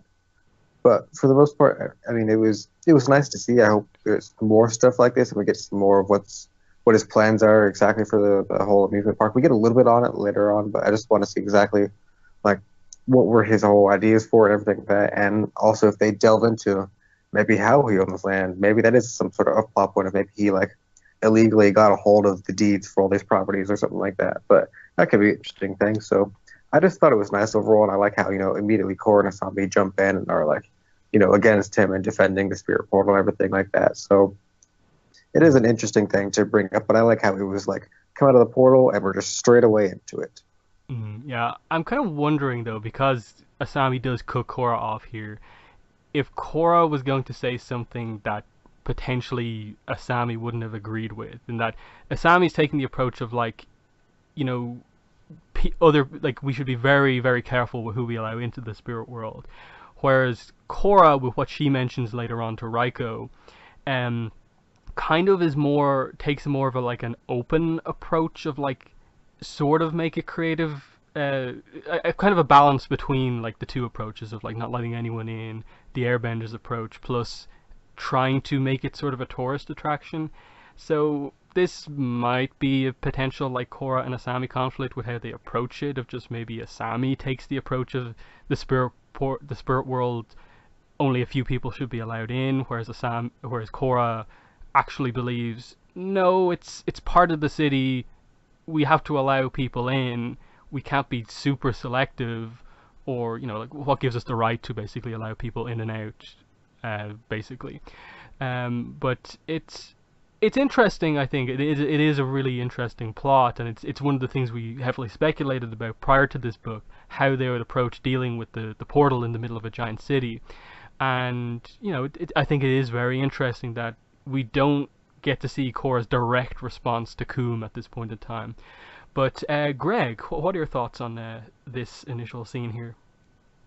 Yeah, no, I think it's interesting to note that she doesn't give her sort of direct responses, because I mean we see later on that she's a bit more open that there actually being something there to sort of preserve the land, that's preserve sort of the spirits there, and to actually let people around the area. So it's interesting to think about what she would have said in this sort of situation here. But I mean, as far as meeting this new character, I mean, yeah, he's clearly probably a more of a shady sort of business dealer do, as we see later on with who he's actually sort of working with. So he definitely has some questionable means, I guess you could say, at the very least here. So it's probably not a bad thing to sort of disallow at least his immediate idea. I mean, the whole idea of a amusement park in the spirit world just makes me sort of think of just like a Jurassic Park and how bad that turned out. So it's definitely a situation that they definitely need to sort of tread lightly on. So it'll definitely be something to see,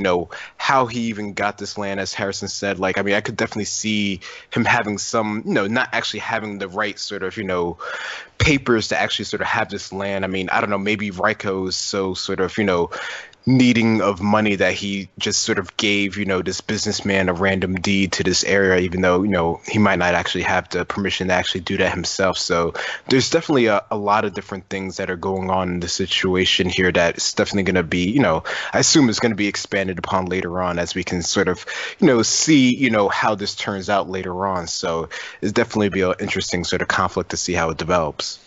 Yeah, like the final thing I'd say about this is just that, like, I do think there's kind of nothing original about Won-Young Coom as a character. He is kind of shady businessman number 23. There's like no real new angle on this type of thing.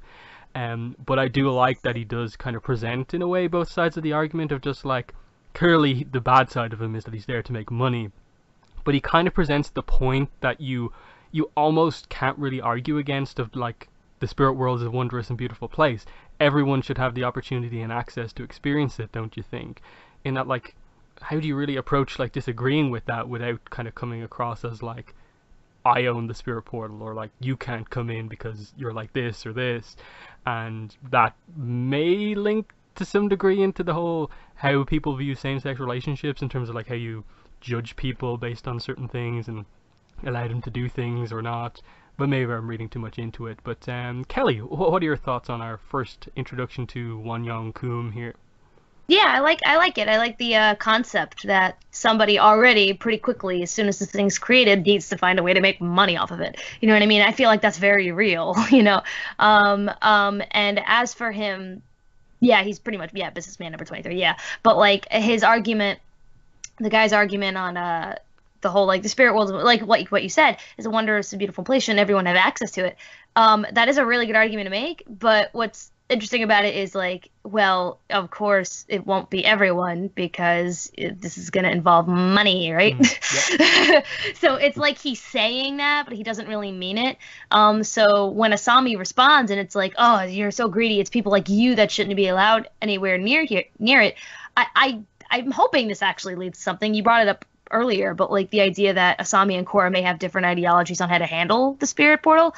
And obviously I would agree with Korra's. I like Korra's idea of the park or whatever, because it's true. Like the whole idea of the spirit portals being open in the first place is to create a relationship between the spirits and the humans that are just so severed at this point that the spirits can't even listen.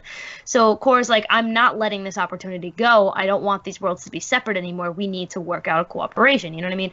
But Asami, I guess, could be seeing it in a sense of like, that place is so sacred and so beautiful. Some people just shouldn't be in there. You know what I mean? And like, it is a interesting dilemma to take, I guess. And I don't know if that's going to go anywhere. It probably won't. It's just, I guess, something I want to see, because you actually want to see some type of issue with Asami or something. Because like we were just talking about that. Yeah, I don't know. I thought it was. What page are we stopping at, by the way? Like basically just before the spirit comes in, basically. Oh, okay, like yeah. 24 bottom part. Yeah, where he's 24. Like, yeah. Okay, so yeah, no, but it's a good introduction to this problem. I actually like how you can see the spirit coming in the top left, yeah, like in the background, and then he just shows up in his face, like right there. Yeah, and then even the thing that the spirit says right on the bottom of the panel, it's like, it's another human who refuses to respect the sacred. It's one of those things where, that's another point I wanted to bring up with the spirits and humans, you know, that because of Juan separating the spirit world and the human world, humans have come to treat the spirit world as kind of like a religious type of thing. That's kind of how we saw it as viewers. It's like, oh, this is like their religion, sort of, is like the spirit world, sort of, in a way like that, right? And so these spirits have come to being used to being like either like hated or loved by so many people, like, but like as a way of, you're better than us or you're more powerful than us, you know what I mean? So but at the same time, they once walked the same ground. They were once part of the same ground. So it's like, the spirits, I don't want to say the spirits are full of themselves, but the spirits are full of themselves, you know what I mean? To the point where you're like, this is why a relationship can't be made right now, is because they still see themselves as better than humans, even though like some humans like Korra, as a spirit / human hybrid thing, is trying to find a middle ground. And I feel like that's what's going to be explored here, I hope. But I feel like that's one of the reasons why he said it like that, is to maybe bring up the fact of, can't we just like treat each other equally, which, yes, could be brought back to that even with our differences, could be brought back to the same-sex relationship things as well. But yeah, let's hope that's where these ideas are going with this conversation. But who knows? Yeah. I could be wrong, or I could be wrong, and that would be a good thing. I might have something better in store. Yeah. Yeah, so yeah, the bottom of 24 going to 25, the spirit arrives. It's the kind of dragon eel spirit from book 4 that Korra spoke to. So this is a spirit we know. It's one that Korra has spoken to, and it's basically established that he's going to be the spirit representative, more or less, of this comic. He's going to be the one that Korra has to go through to make any progress. He does immediately seem to imply that the entire spirit world is sacred, which I think is kind of part of the problem here, of just like, the spirits are allowed into the human world, and like, do they really have any respect for what humans consider sacred, but like their whole world is considered sacred, in that like, what they're doing here is effectively they have like a spirit guards on the human side of the portal, but like how would they react if there were like human guards on the inside of the portal, not allowing them in? It's definitely the kind of like the spirit's kind of being a hypocrite here, completely. But what he says to Coom, who he's targeting here, is that you think a piece of paper gives you the right to ravage and plunder the spirit world, and he says to Korra, I urge you to close the portal, Avatar. It was never meant to be here, and humans like this man will only exploit it. And Korra says, not long ago I came to you for help, and you said the spirits wouldn't get involved with human conflicts. Why are you so interested now? And he says, because now there's a portal in the middle of a metropolis. I have no choice but to protect my kind. And Korra says, I understand you want to keep the spirits safe. We all do, but shutting down the portals isn't an answer. And she says, you know, like, she was the one who created the portal when she nearly died, and that she believes that the spirit energy will have a harmonious effect on the spirit. The result is that the spirit basically says, okay, I can't force you to close the portal, but you have to keep it safe. I'm going to hold you responsible for protecting it. And they all just say that, like, we have to join together to help protect it. Korra goes Avatar state to basically scare Coom and the builders off, and that's the initial kind of resolution of this little conflict of just like, they know he's going to be back, but you know, for now this is the way we're going to approach doing it. It's definitely, you know, interesting. I don't think they don't really make any ground in this situation. It's still where we've been for a very long time, of just that the spirits have some level of respect for the Avatar, but none really. They're just like, okay, we can't force you to do anything, but keep the portal safe, we need to be protected. Which again is kind of like, only benders can really hurt you guys. Like, non-benders are more or less helpless because, like, physical attacks can't really do anything to you guys. So it's a bit of a weird one in that, like, we want to protect who needs protection, basically. Here the spirits are allowed to freely come in. Isn't it the humans who need protection, not the spirits? So it's a really weird one where I think they just need to at some point just clarify what spirits exist for. Like, what's their society, why do they consider everything sacred, what's their link to the physical world, and all of this stuff. I think we're definitely missing something pretty big about spirits to, like, in any way understand what's going on about them. But the rest of it, I think, comes across quite fine. It's just Korra is given this thing to be responsible for by the spirits, and she scares off Coom for now. So pretty to the point. But Harrison, what are your thoughts on these couple of pages?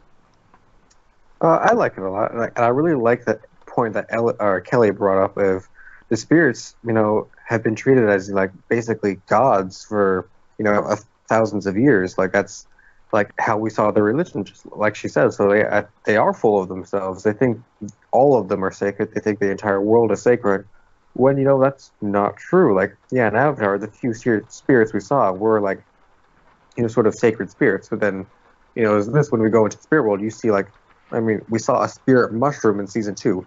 Does that count as a sacred spirit? Like, I'm not sure. That's just like the general public of the spirit world. So, you know, not every spirit is like some great spirit of, like, this amazing forest, or, you know, something, or the spirit of the moon or anything like that. Like, the majority of them are just basically, like, you know, the general populace. They're just like regular animals or humans. They're just like spirits. Like, they're just people. They're just things that exist and that live in that world. They're not sacred simply because they're a spirit, but that's how they all feel, it seems like. And so I think that is one of the biggest issues, is spirits are just like, we are so far above all of you humans, especially, probably it might even go into the mindset that, like, we even, like, you know, basically ruled this world, you know, 10,000 years ago, and only by kicking us out have you guys now prospered. So they just feel that they are so above humans that, you know, what, why should you come into our, you know, beautiful and sacred world and stuff like that, while they're just, you know, going all over the physical world however they like, you know, wherever they want. So it is a very hypocritical thing of them, and they need to be knocked down a few pegs, because, like, you know, not all of you are these sacred godlike things. You're just spirits that happen to exist in the spirit world. So let's, you know, come to terms on this.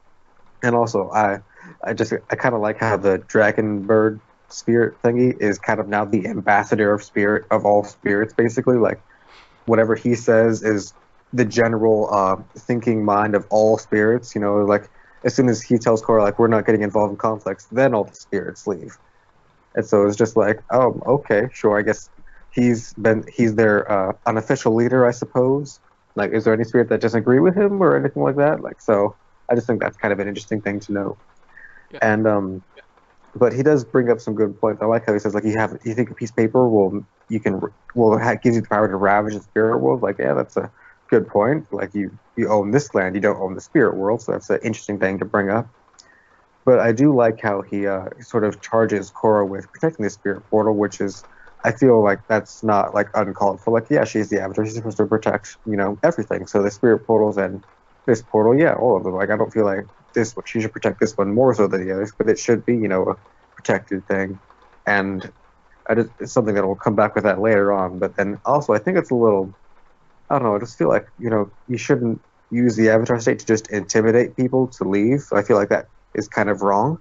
It's kind of what, Amon was saying in book 1. You're using your powers of intimidation, like, to oppress people. Like he's like saying, like, you're on my land, trespass. So she's just like not hearing it. Avatar state, get out of here. Like, oh, okay. I feel like that was a little wrong. Maybe not the best route to go, but all right, sure, fine. We're going with that. So I just thought that was a interesting thing to note, that even, Amon is kind of right in some respects, even in the comics. So, but yeah, overall, I thought it was fairly well done, and I liked it. And I'm just hoping to see how this all comes back later on. Yeah. The only thing is that, like, I kind of do wish they would give this dragon spirit eel thing a name, in that, like, he's now a notable spirit, kind of. Can we just give a name so we don't have to constantly refer to him just based on, like, what he looks like? But maybe he doesn't have a name. Maybe that's part of the issue. But Greg, do you have any thoughts on this?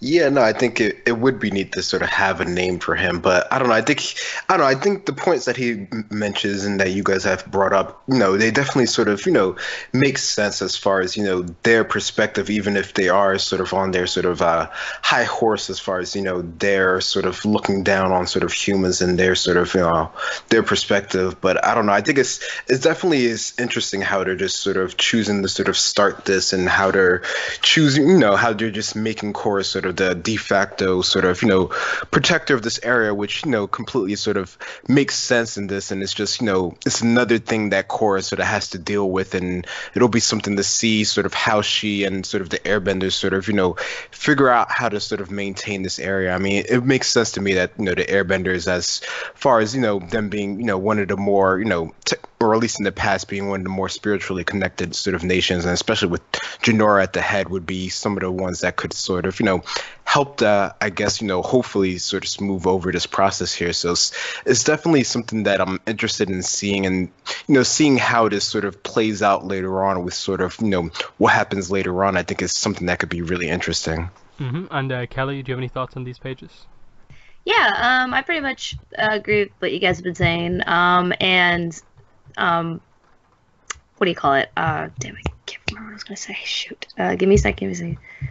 Yeah. So I agree. Like, it's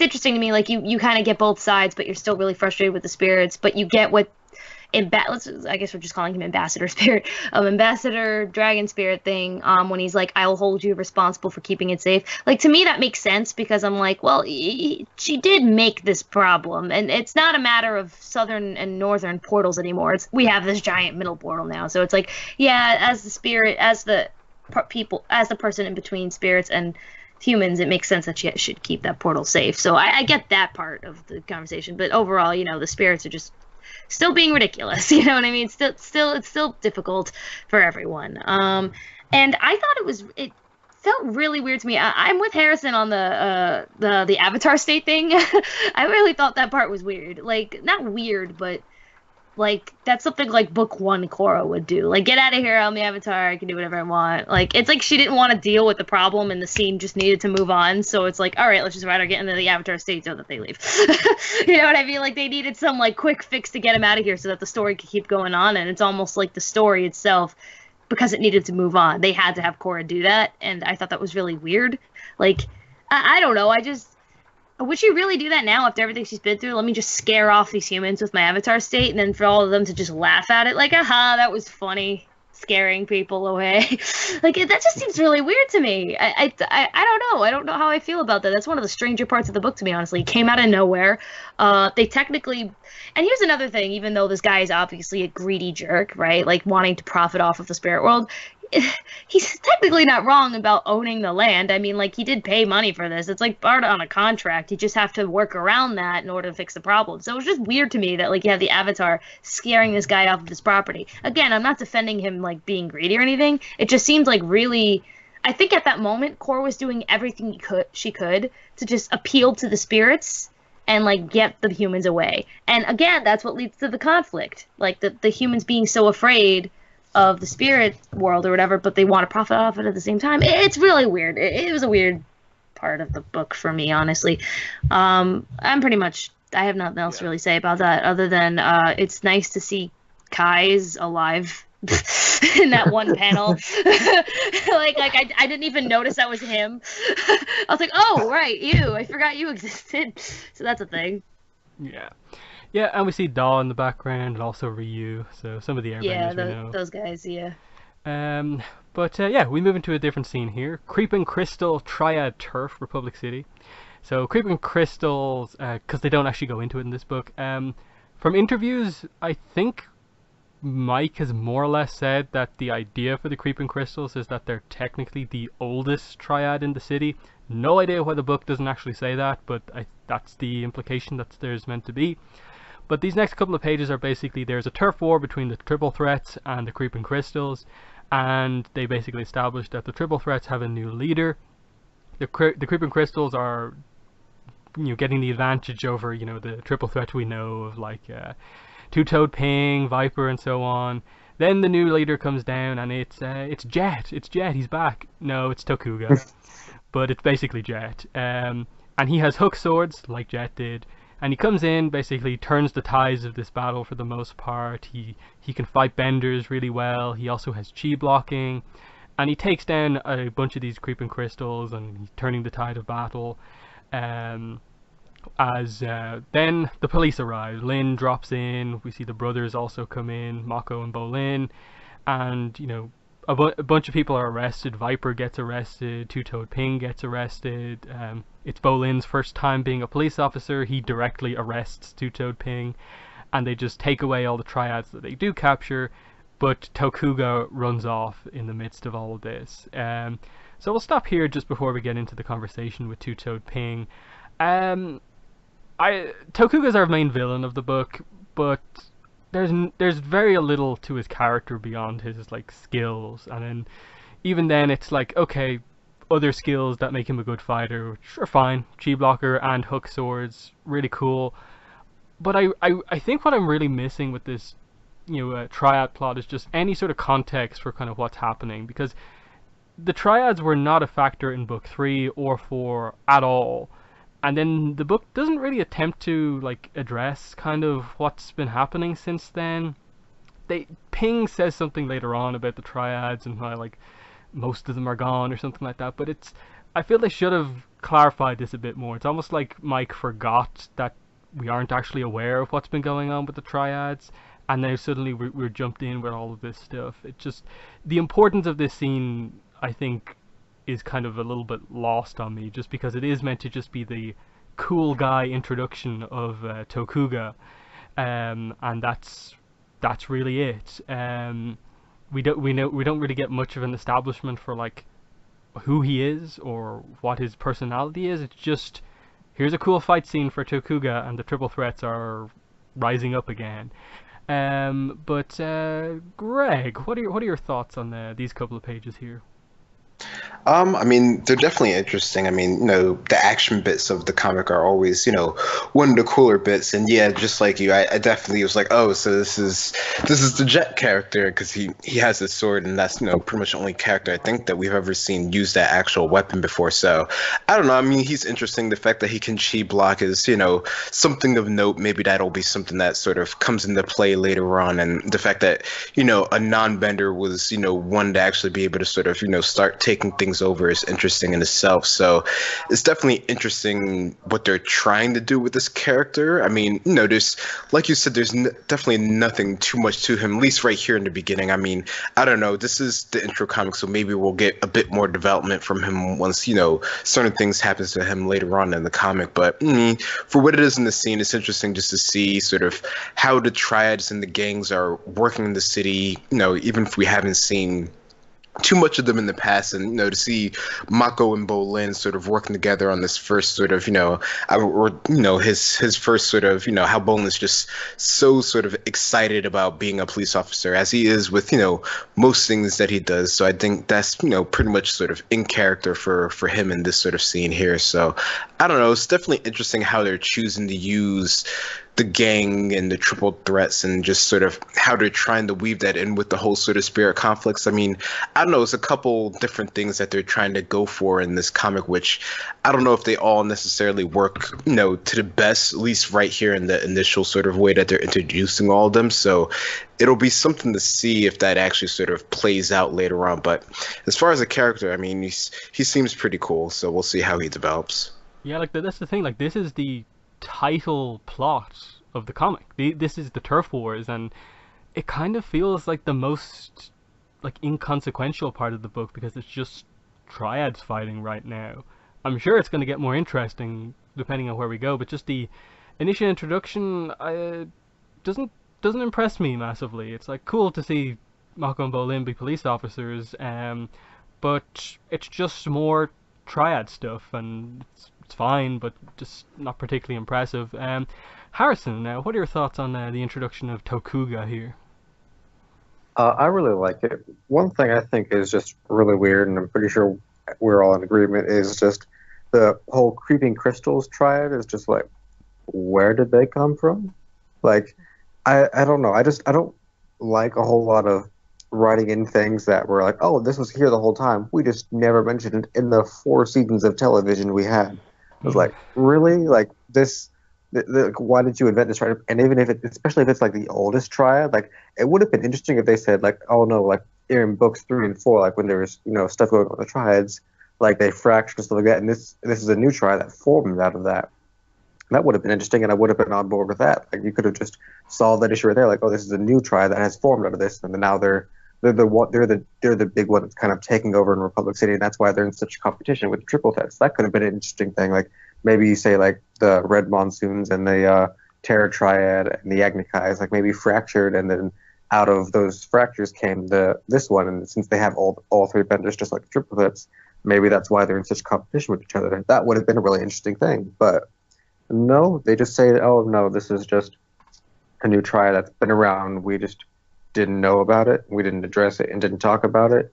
So I don't really like that a whole lot. Like, I would have just much rather had, like, we never saw anything from the Agni Kais or the Red Monsoon. I don't think we ever saw any characters or anything like that. Or no, I think we saw a few criminals from the Agni Kais in book 2, but like the Red Monsoons, like we never got like anything from them except for a name drop here and there.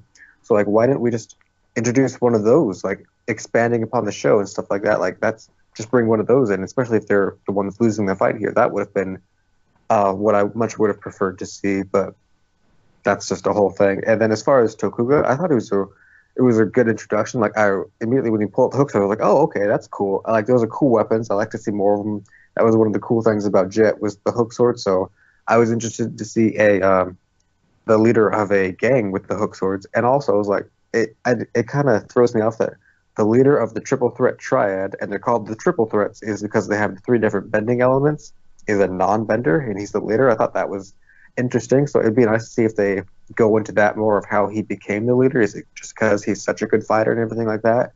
Because like, it seems off to me that the leader of this, bending gang is a non-bender. So I just think that's an interesting thing, but I'm interested to see more of it. But one of my biggest issues with this part 1 is how little we get of this character, because he's a cool character. I mean, I like the way he looks. He's a good fighter. He's a chi blocker. Like, I'm on board with all that. I really like it. And he's just a really good visual character. But we don't get a whole lot of him in this book. And one of my biggest issues, like, I would have liked to get more of this Tokuga before what happens to him at the end of the book. Like, I want to know more about him now before that, know more about his personality, his mindset, who he is, what's going on with him, so that way when what happens to him happens at the end of the book, we can see that sort of change in mindset and stuff like that, and be interested to see. But we don't get like a whole lot, if any, character of him before that happens. So that's one of my biggest gripes with this book, is that we don't really get any personality on him at all. And then all of a sudden he goes through this huge change and he's not the same character anymore. Like, but we didn't get to know who he was before that. So that's definitely one of my biggest issues. But he's a cool looking character, and it is interesting that he is, I guess, technically our main villain, but he's, introduced to like almost halfway through the book. And this is, the book's called Turf Wars, and this is our first turf war. And so that's interesting. I definitely hope this it gets bigger. Like, I would love to see, like, maybe part 3, like the turf war has turned into almost an all-out war in the city, and then everyone gets caught in the middle, and the spirits in the portal. That could definitely be amazing, and I hope that is the direction that they're going, at least. Something like that, where this turf war starts out small, but then all of a sudden it just really gets blown out of proportion and just grows exponentially throughout the comics. That could be really interesting. So maybe that's why this first fight is just so small, these two groups fighting and everything like that. I would really love to see that the direction to go. But yeah, I just would have loved a lot more of Tokuga. Mm-hmm. And Kelly, your thoughts on these pages? Yeah, I pretty much agree with you guys, particularly with Harrison with the Tokuga thing, because I really liked this introduction to his character, and I like the ominousness of it while also getting to see his abilities, and I was like, ooh, what is this guy about? What is he doing? And then when we get to the end of the book, I was like, oh, okay, but I guess I'll talk about that more once we get to that scene at the end of the book. But I thought the introduction itself was pretty cool. If not a little long, considering how much needs to get done in this book. The fight, I guess, lasted like a bit long, but you needed to showcase this guy's cool abilities and how he's like our villain, right? So like I really liked it overall. And yeah, just like this whole I don't know, like we're stopping at like 36, 35. 35. I try not to go too far. Yeah. Okay. Cool. So, yeah. I really do like this. And in regards to the turf wars thing, guys, I'm pretty sure it's supposed to refer to this and the spirit portal, the spirits and humans thing, like the turf of the spirit portal area, as well as this. So like, it does not bother me that like, we don't get like that this turf war is more of a subplot at the moment. That being said, I do like it, and I wish it was kind of more than a subplot, because one of my biggest things that I've always wanted more out of Korra, and what I'm getting here in this scene, is stuff about the city. You know what I mean? Like things have gotten so big and so ginormous in the Korra universe with all these things happening with the portal, the spirit portals, and the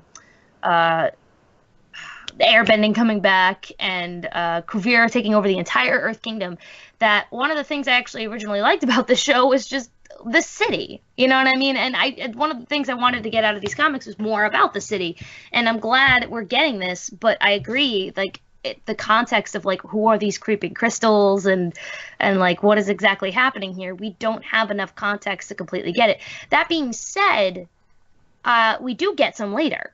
On page like 38 and 37, it pretty much explains what's going on, and I like that. I do like that scene. If anything, I wish that those two parts were longer in developing what's exactly going on, compared to this fight in the pages that we're looking at now.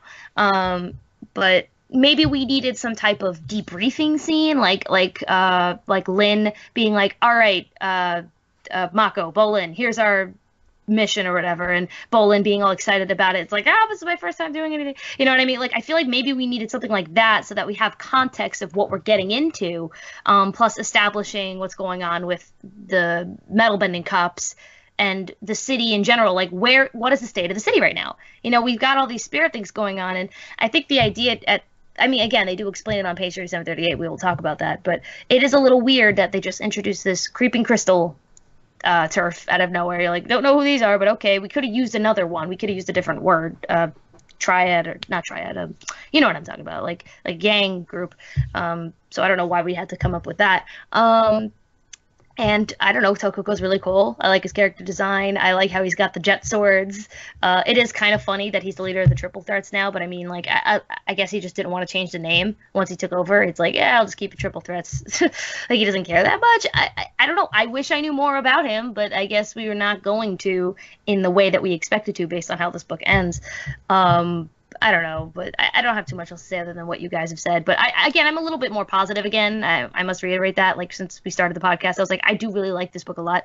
And I just like that we're getting more city stuff and seeing Mako and Bolin doing their thing as police and arresting people and stuff. I don't know. It's always an aspect of the show I kind of wish it focused on or, like, grounded itself on. But then things just got so wacky that I was just like, all right, let's just ignore these characters that were hugely important at one point in book one.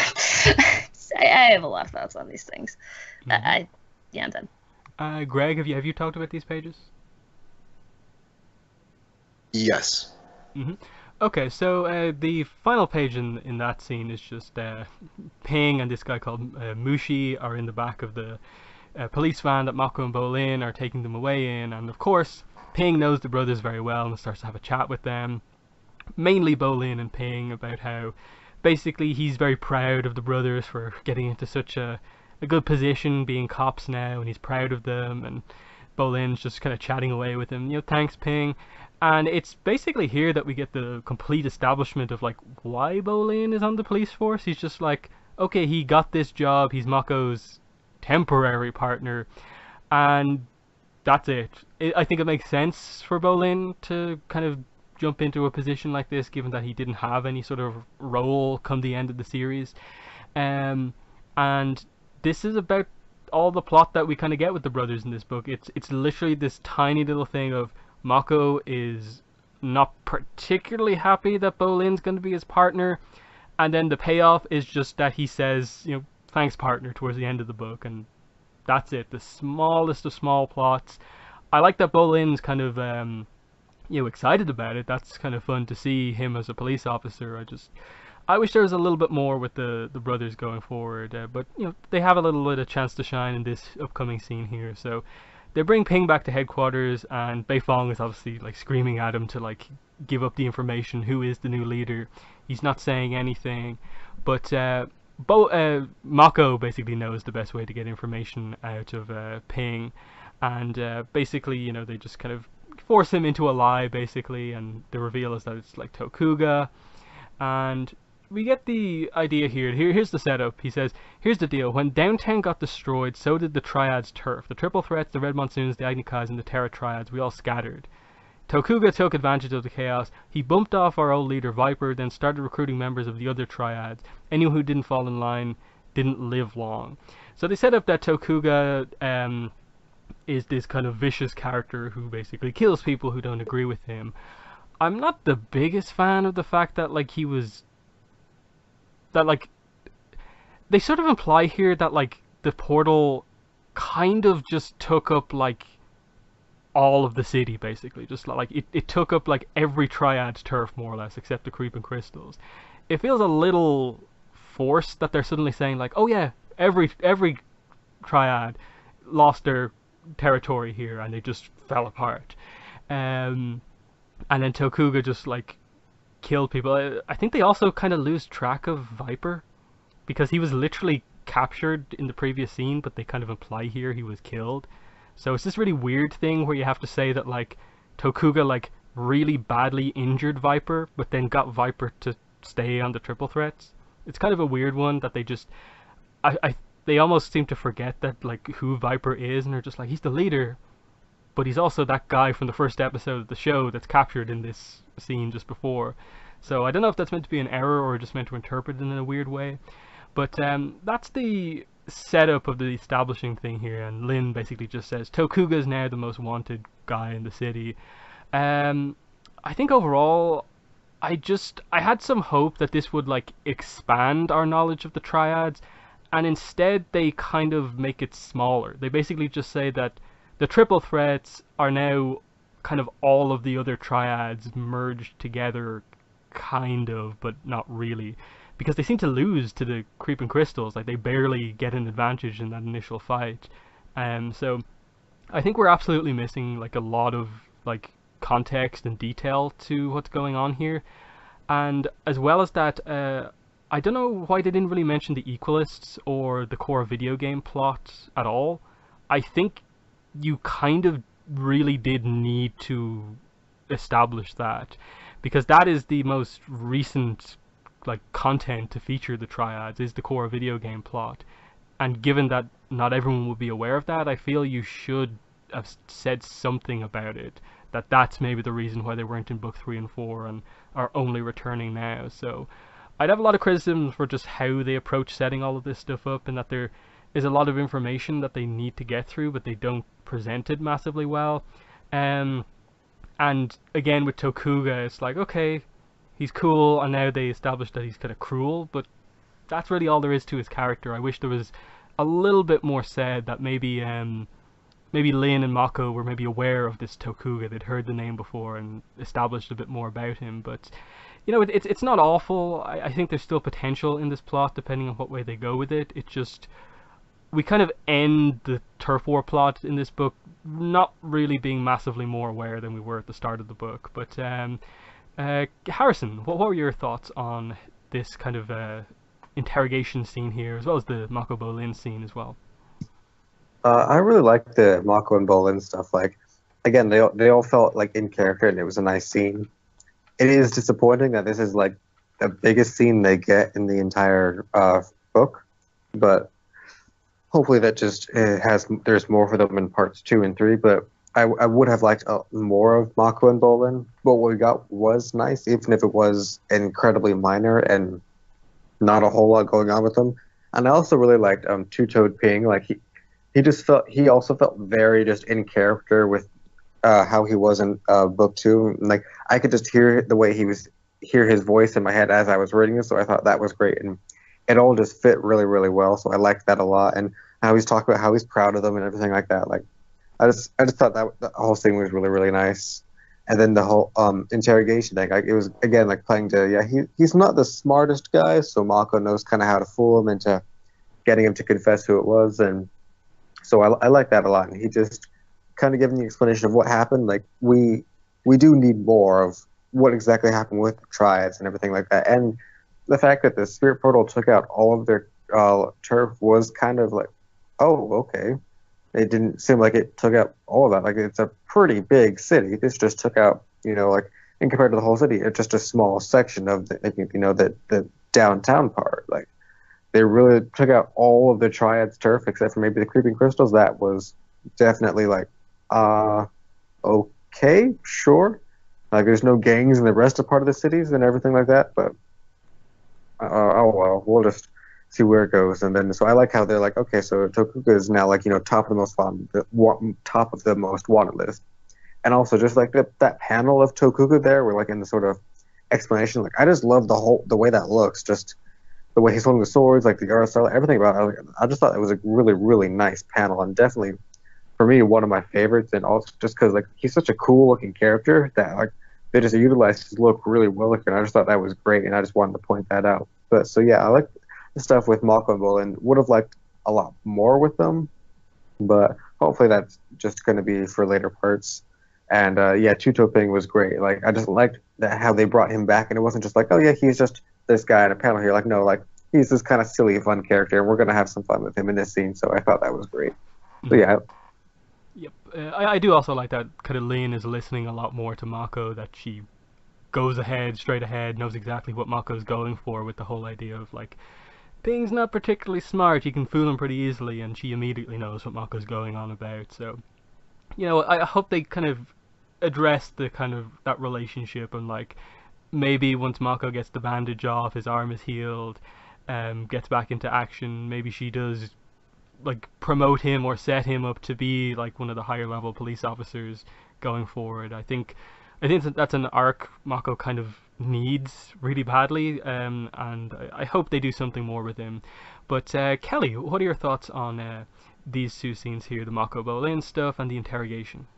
Yeah, I pretty much agree with what you guys said. I know I keep saying that over and over again, but like, it's I just wish we kind of got more of it. You know, like I was just saying earlier, it's like 2 pages, and it's like it's kind of important, isn't it? Like with these characters and with the situation, to just quickly have it be, interrogated real fast by Tu Ping, just giving all the answers immediately.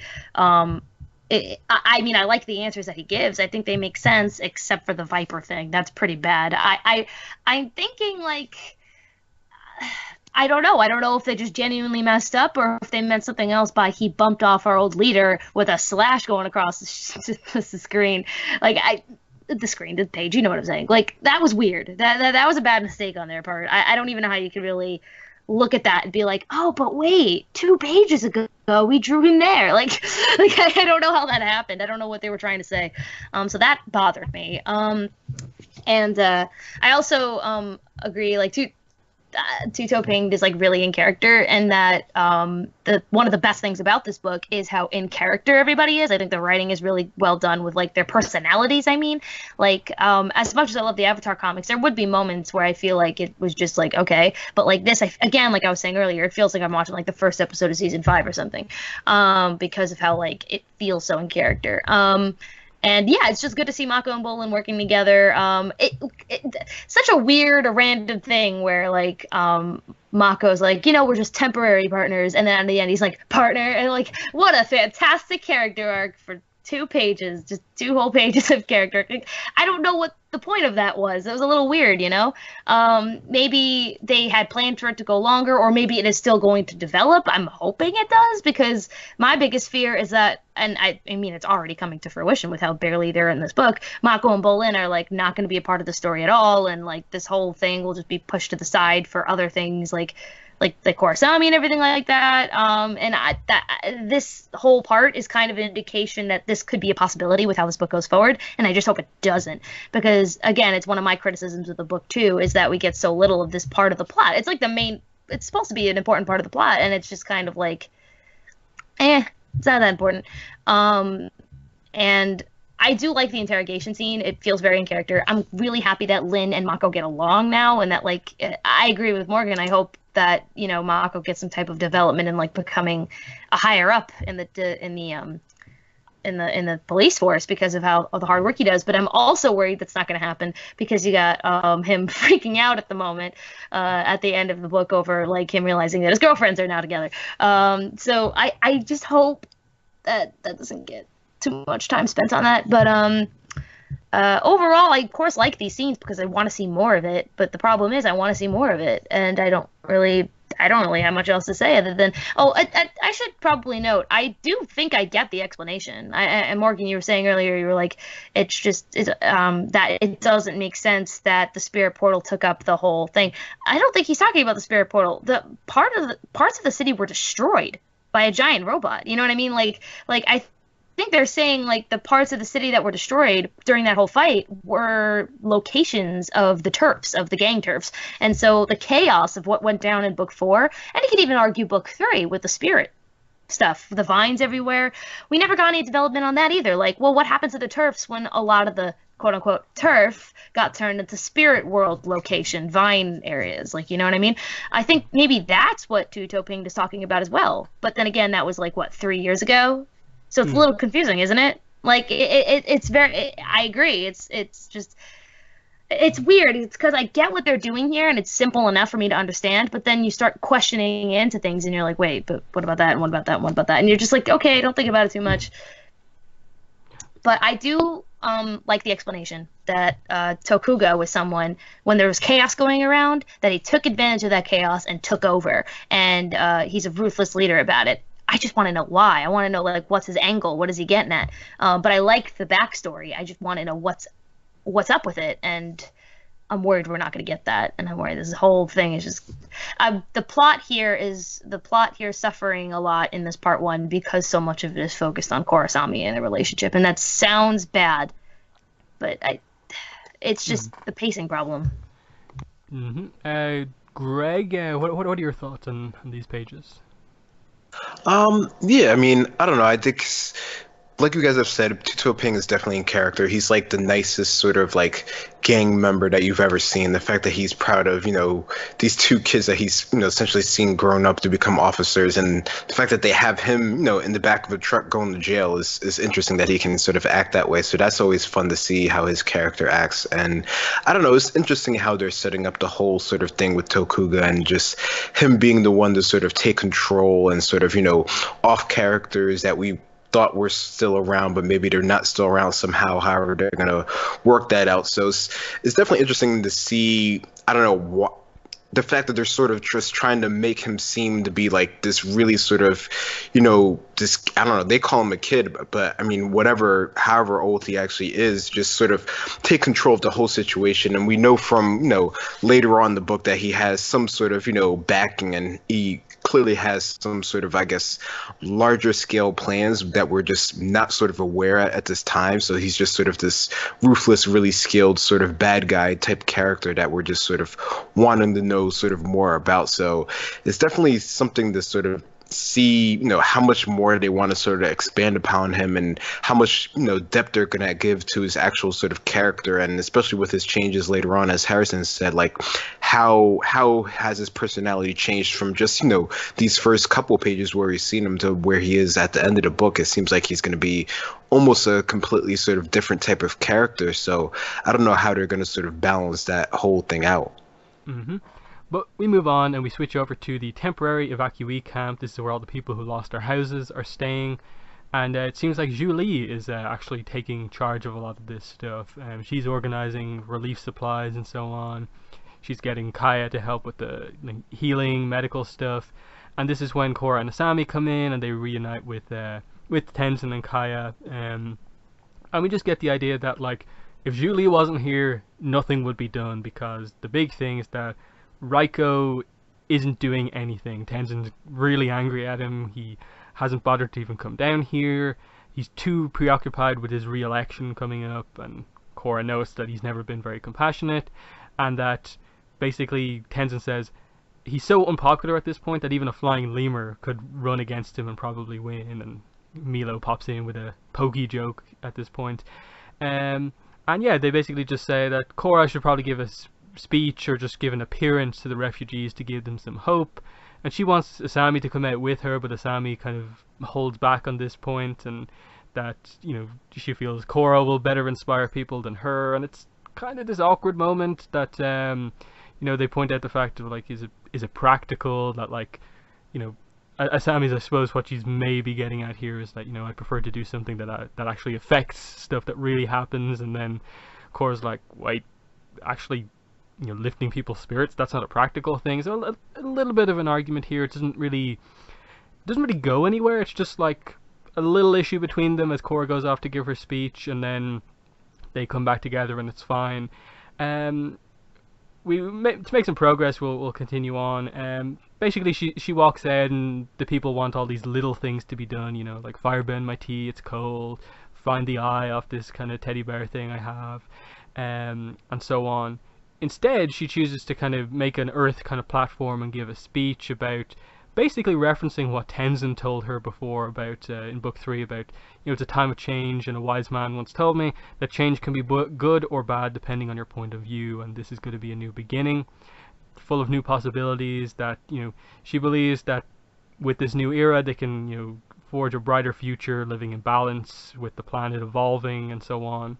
And it's a very positive speech. It doesn't really, I suppose what she says isn't, like, as kind of Asami alludes to, isn't anything particularly, like, practical in terms of directly helping them, but it is this overall better view of the future that helps people. She gets cheers, claps, everyone is quite happy with what she has accomplished at this point. So yeah, we've covered a decent amount of ground there during this section. This is just to establish, part of the other problems that they have to deal with, of just a lot of currently homeless people with no houses, and this is another issue that we have to deal with.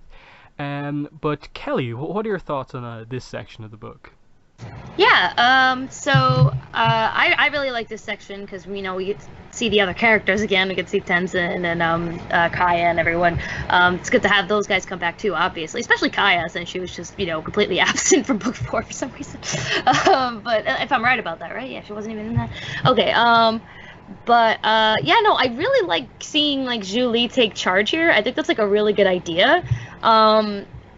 I don't know why. It's very fitting for her character and it's very in character, but also like a new development for her character. Like her taking up such a role and everything like that. But me being kind of a jerk, not a jerk, but like I guess just a natural curiosity. I'm just It's like Varric back in the North Pole or the South Pole or something. Like I'm just a little confused at what's going on with that. At first I thought he was actually the guy at the campaign in the upcoming scenes, but I was like, oh wait, no, that's not Varric, it's somebody else. Like just for a quick second I thought that was him, and I was like, oh, let's not have any domestic disputes here. What's the word I'm looking for? Disputes? I think it is disputes. I don't know, I can't talk. So that confused me for a little bit, but I get it. I understand it now.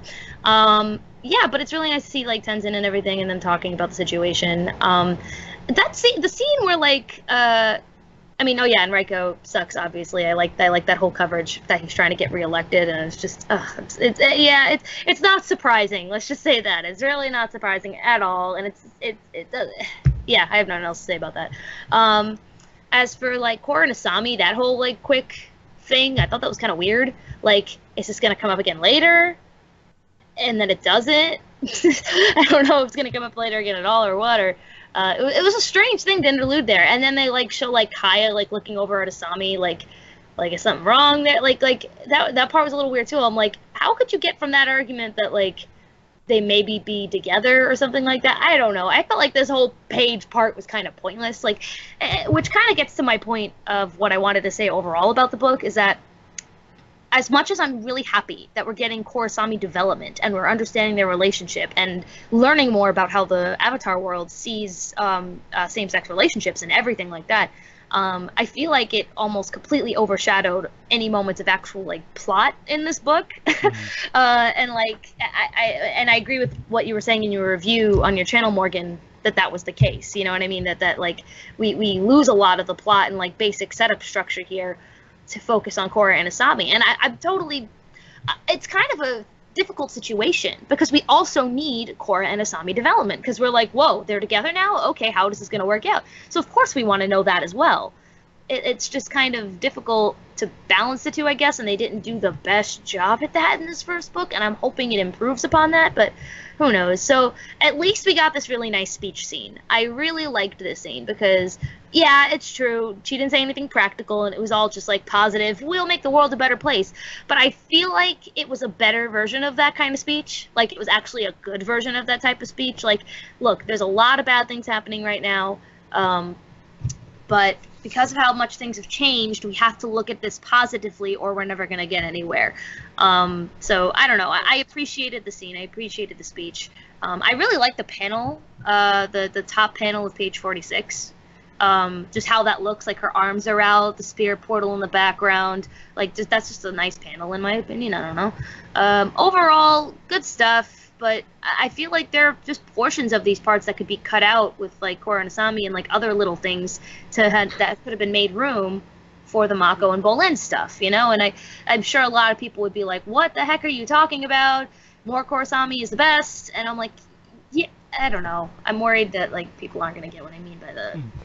Yeah, I think this section of the book is one like you didn't have to do anything that was like inherently Korosami in this section because it's better to, in this case, establish the fact that there's a re-election going on, establish that Zhu Li, even though they're not directly saying that she's going to be the next president right now, and that they don't ever say that she's running, but that she's doing the right things that would make her a good president, like allude to that a little bit more. Because you do get like a moment towards the end of this, where is it, page 47, is it? Where it's just like, it's a little Korosami scene where they're just like, you know, they sit down next to each other and then Tenzin makes a comment, they make a great team, don't they? And it's just like, did you really need to say that? I get what you're trying to do of set up that like Kaya knows, but like the whole book's been about Korosami. I get it. Like you didn't need to point it out so heavily in this scene when you could have done something more, like had more of a Julie focus. It's just that, like, okay, I get you have to be Korra Asami focused, but you can have Korra and Asami be in a scene without always having to allude to the fact that they like love each other, basically. But you know, I do like the scene overall. The speech, I think the thing with the speech is I'm just kind of wondering, like, okay, it was to bring people's spirits up, but like, it kind of just felt a tad kind of out of place. Like, I like what she says, and I like Korra when she gives these type of speeches. It just is like, she gives the speech, she comes back in, and it's just like, we actually have to do something now. So she kind of like almost like is aware that she didn't actually do a massive amount. And again, like with this book and like really needing to cover so much, it just feels like, did this speech kind of have to be here in a way? But I do overall like the idea of just that they're focusing on the people who were affected by everything that's happened. But Harrison, what are your thoughts on this scene? I really liked it a lot. Like, I like how we see like Julie's taking charge because that makes perfect sense for her character. And also, just on a side note, it was just like the character progression of Julie is just like amazing. Like, in book 2, like she was just like sort of nothing comedic character that was like very monotone and just there existed. And then she's progressed to this person who, as we know in part 2, is eventually going to be running for president. And I think we're all like in favor of that. Like, so like just amazing character progression of her. Just wanted to mention that really quick, but I really just like how it's just nice to come back. Everyone's like, oh hey, how are you? How was your vacation? Blah blah blah blah and all this. It was just nice to see them all back again. And again also with Kai, and also like I guess she wasn't in before a whole lot, if at all. Like I'm trying to remember, and yeah, that was weird. So it's nice to get her back, and of course they have her in here as focus because of the scene she has later on. So, but it is just nice to get these familiar characters back again, and I like Milo's little moment with Pokey for president, which is just like it's just a nice comedic moment, which is also a good thing because I've never been the biggest Milo fan throughout the series, but he does have the nice moments here and there, and I do like that moment for sure. And so it is nice how, and it is also kind of a weird thing where Korra's like, okay, now we should go inspire the people because it's just to get their spirits up, because it's a good thing to have people who are losing morale and just starting to get them from getting antsy or anything like that. But just a little weird how Asami, like the little almost argument they have. Like I get where Asami's saying like she's not the one that's going to inspire people. She needs to do something that's actually going to help people, something practical, like she said. And Korra starts to get like, no, like they both kind of have a job to do. Like inspiring people is a good thing to do, and then Asami doing something that she can actually be really good at doing is good to do. So it is. They just kind of do it in a little weird way. But again, it's also one of those things where when you look at the book as a whole, like, did this have to be here? Like, we could have gotten more of Chokuga, we could have gotten more of Mako and Bolin, we could have gotten more, maybe spirit stuff or something like that. We just could have gotten more of the other plots instead of, more Korrasami, which is basically the main plot of this book is just Korrasami, which is definitely nice. I like the exploring of their relationship. It is a good thing that we need, and I like all of it for the most part. But it overshadows almost everything else in this book, and I think that is definitely a big issue. And so one thing I think is the biggest issue with this book is just they stick to the comic formula so like strictly. Is like this is one of those books I think definitely could have benefited from being a longer issue. We could have used the Korrasami development, I think I'll leave it at where it's at, but then you just add in more pages with Mako and Bull and with Tokuga and the spirit stuff, and developing all these other plot lines further for part 1 definitely could have heavily benefited this book. But I do like the sort of seeing the people and stuff like that and all the issues that's coming from it. And the speech she gives is nice. And I also do like the panel with the portal in the background and everything like that. And it is a good speech and everything like that, but it is also coming back to things like, do we need this? Like, we could have, with such a, time-constricted issue with how much we need to cover as far as, plot and groundwork, like, could our time have spent better elsewhere and stuff like that? And then again with the whole Korra and Korrasami dynamic with their relationship. Like, I like how we are seeing them working well together, but again, it's just like, we could have had more Julie from this and stuff like that. Like, it's one of those things where it's this whole scene could have been like cut short or and stuff like that, and had more development of other characters. And that's also a good thing to point out, Kelly, is like, where is Varric? Like, him and Julie are married now, and if she's running things, you would think that he would be right in the middle of this with his, company and business mind and everything like that. So it's just interesting, just like, where is he at? So I don't know. So I liked it, but it's one of those things where like we could have used these pages for other plots. Yeah, the way I interpret the whole Julie Varric thing is that like it's basically the whole Iron Man and Pepper thing, where like there just comes to a point where like she just runs everything and he's just his eccentric self doing his own thing. And I think they more or less we're meant to assume that that's been the case basically since she's been his assistant, that she's more or less ran the whole company from the start. He makes his decisions, she makes everything happen, and that's why she basically is acting like the president of that company here. But Greg, what are your thoughts on these couple of pages here? Yeah, no, I agree with that breakdown of the relationship, especially later on where she has the whole thing about matching the funds for the development plan. I mean, the fact that she can just sort of automatically assume and do that pretty much means that she has, ruling power over the company, or at least in their relationship. But overall, I think these scenes are, I mean, I don't know, I think I like the fact that they're sort of establishing sort of what's sort of happening in Republic City and sort of how everyone's being affected by sort of, just the spirit portal being there. I mean, I think at this point in time, I don't actually mind the speech being here. Some of the other scenes maybe could have been sort of shortened as far as how the relationship sort of, was going back and forth at this point in time. But the speech itself, I mean, despite, Corrin not being able to actually, know what to actually do as far as, actually sort of helping people in the situations, I think it, it does sort of fit her character of sort of jumping up on, some sort of stage and trying to actually sort of, help people in some sort of way, even if she doesn't quite have,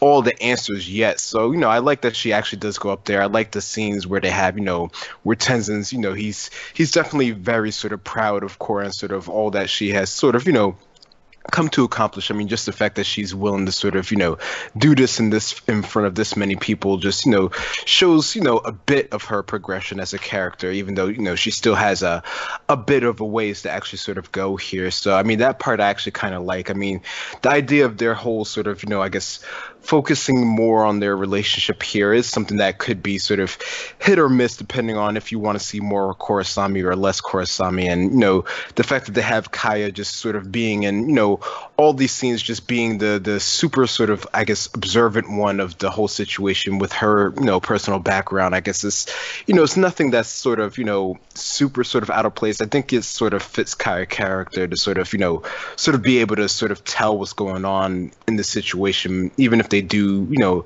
maybe dedicate a few too many extra sort of panels to actually sort of setting this whole thing up. But overall, I like what they're trying to do. I like, Zhu Li sort of, taking charge of everything here. I mean, it definitely fits her character, and it's nice, like Harrison said, to see her progression from sort of like a minor comedy character to being someone who's pretty much in the forefront of things. So I definitely like that progression here as well. Mm-hmm. We then cut over to President Raiko's campaign headquarters, and basically what we get here over the next couple of pages is that he is so focused on his re-election and kind of posters and just planning all this stuff with his kind of campaign manager Wenyan, this looks to be a Water Tribe guy, that he just is not focused on anything else. Julie, Cora, Asami come in for like the meeting to deal with the housing crisis. They have like part of a plan, and he's just dismissing it. And the only reason he in any way agrees to it is that Wenyan kind of takes him aside and says, like, you have negative 3%. You kind of need to agree to this because it'll get your ratings up within the city. And they basically say that, okay, Asami, Future Industries will supply some of the money, Varric Industries will supply some of it, and Raiko reluctantly, but to save basically his job, says, okay, we'll keep this in mind, finish the plans, bring them to me, and we'll see where we can go with this. And that is more or less the business meeting. But then Cora on the way out basically says that, about the new spirit portal, Wanyang Coombs trying to build an amusement park. I think the city should buy the land from him, we could turn it into a beautiful spirit sanctuary with public parks surrounding it. And he basically just ignores this completely. Doesn't have anything to do with this idea because he basically said the city's broke, and Korra's annoyed with Raiko as usual, and we have Asami basically escort Korra out. The thing with this one is that, like, I always felt the show was kind of like, with Raiko, was like fairly like neutral on him, where you could understand some of what he was doing, but like you also see the criticism of him. I feel the comic is like so far down the road of like Raiko's a bad president. I feel they're almost setting up like something more than just he's immediately going to lose the like re-election thing. I feel they're so anti-Raiko here that they're eventually going to say like, wait, here's why this guy was elected in the first place.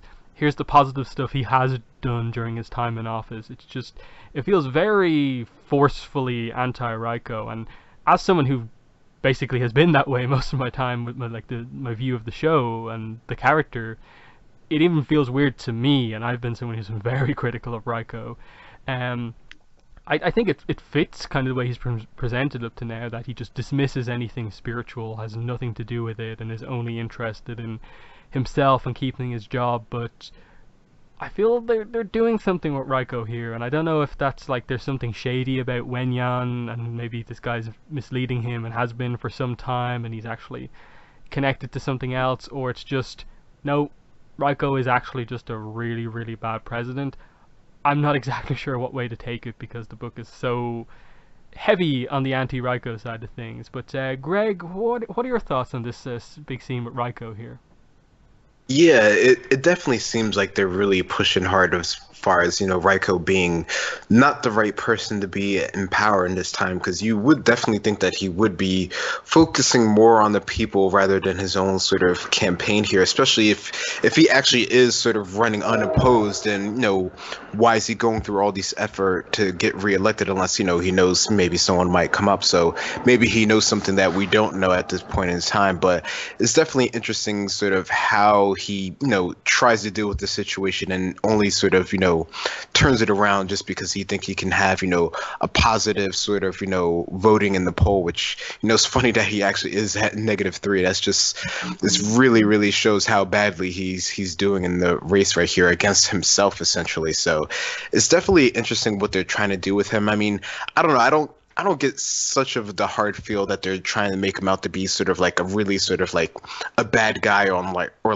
one step above evil. Like, I don't see him sort of working with anyone behind the scenes or anything like that, or at least not knowingly working with anyone behind the scenes. Maybe he is unwittingly, so maybe that'll be something that they bring up later on. But he's just being his typical sort of self that just really doesn't work well with others, of anyone who's trying to sort of help the situation until it's sort of like last minute where he might actually do something that's for the positive. So I don't know.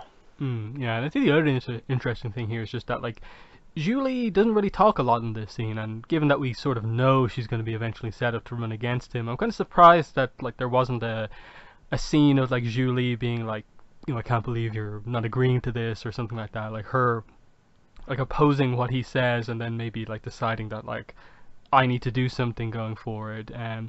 But I assume part 2 will probably do a good job at setting that up when they get around to it. But Kelly, what are your thoughts on this Raiko scene?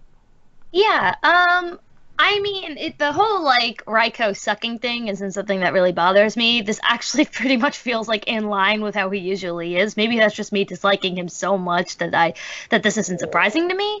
But I guess I can kind of see where you're coming from. Like, he'd never been, like, this bad, I guess, And what are they trying to say by making him... Like, what are they trying to say by having this scene be as long as it is, but we already know that Raiko sucks, you know what I mean? Like, the only thing that we really get out of this scene is that, besides what we already know about him trying to get reelected, is what Korra's idea for, like, a park would be. You know what I mean? Like, for what to do with the spirit portal, and that's, like, to make it a park instead, and not, like, like a local community park, not like an amusement park. And, like, that's kind of the only new thing we get out of this scene, honestly, because everything else that's happening here is kind of stuff we've already been told. He's trying to be reelected, and he's being very, like, stingy about it, you know what I mean? He doesn't care about the spirit portal. He honestly just doesn't seem like he's caring about his citizens. And it's kind of ridiculous. Like, I don't care. Let's just move on. Let's do something else. I mean, we obviously know that Julie running for president is going to be a huge plot point in the second part, and so I guess I understand why the scene is so long. But at the same time, I'm like, why does it got to be like this many pages when we already kind of get the gist of what this guy's about? Unless, like you said, Morgan, maybe this guy's manipulating him or something. But that would be kind of stupid.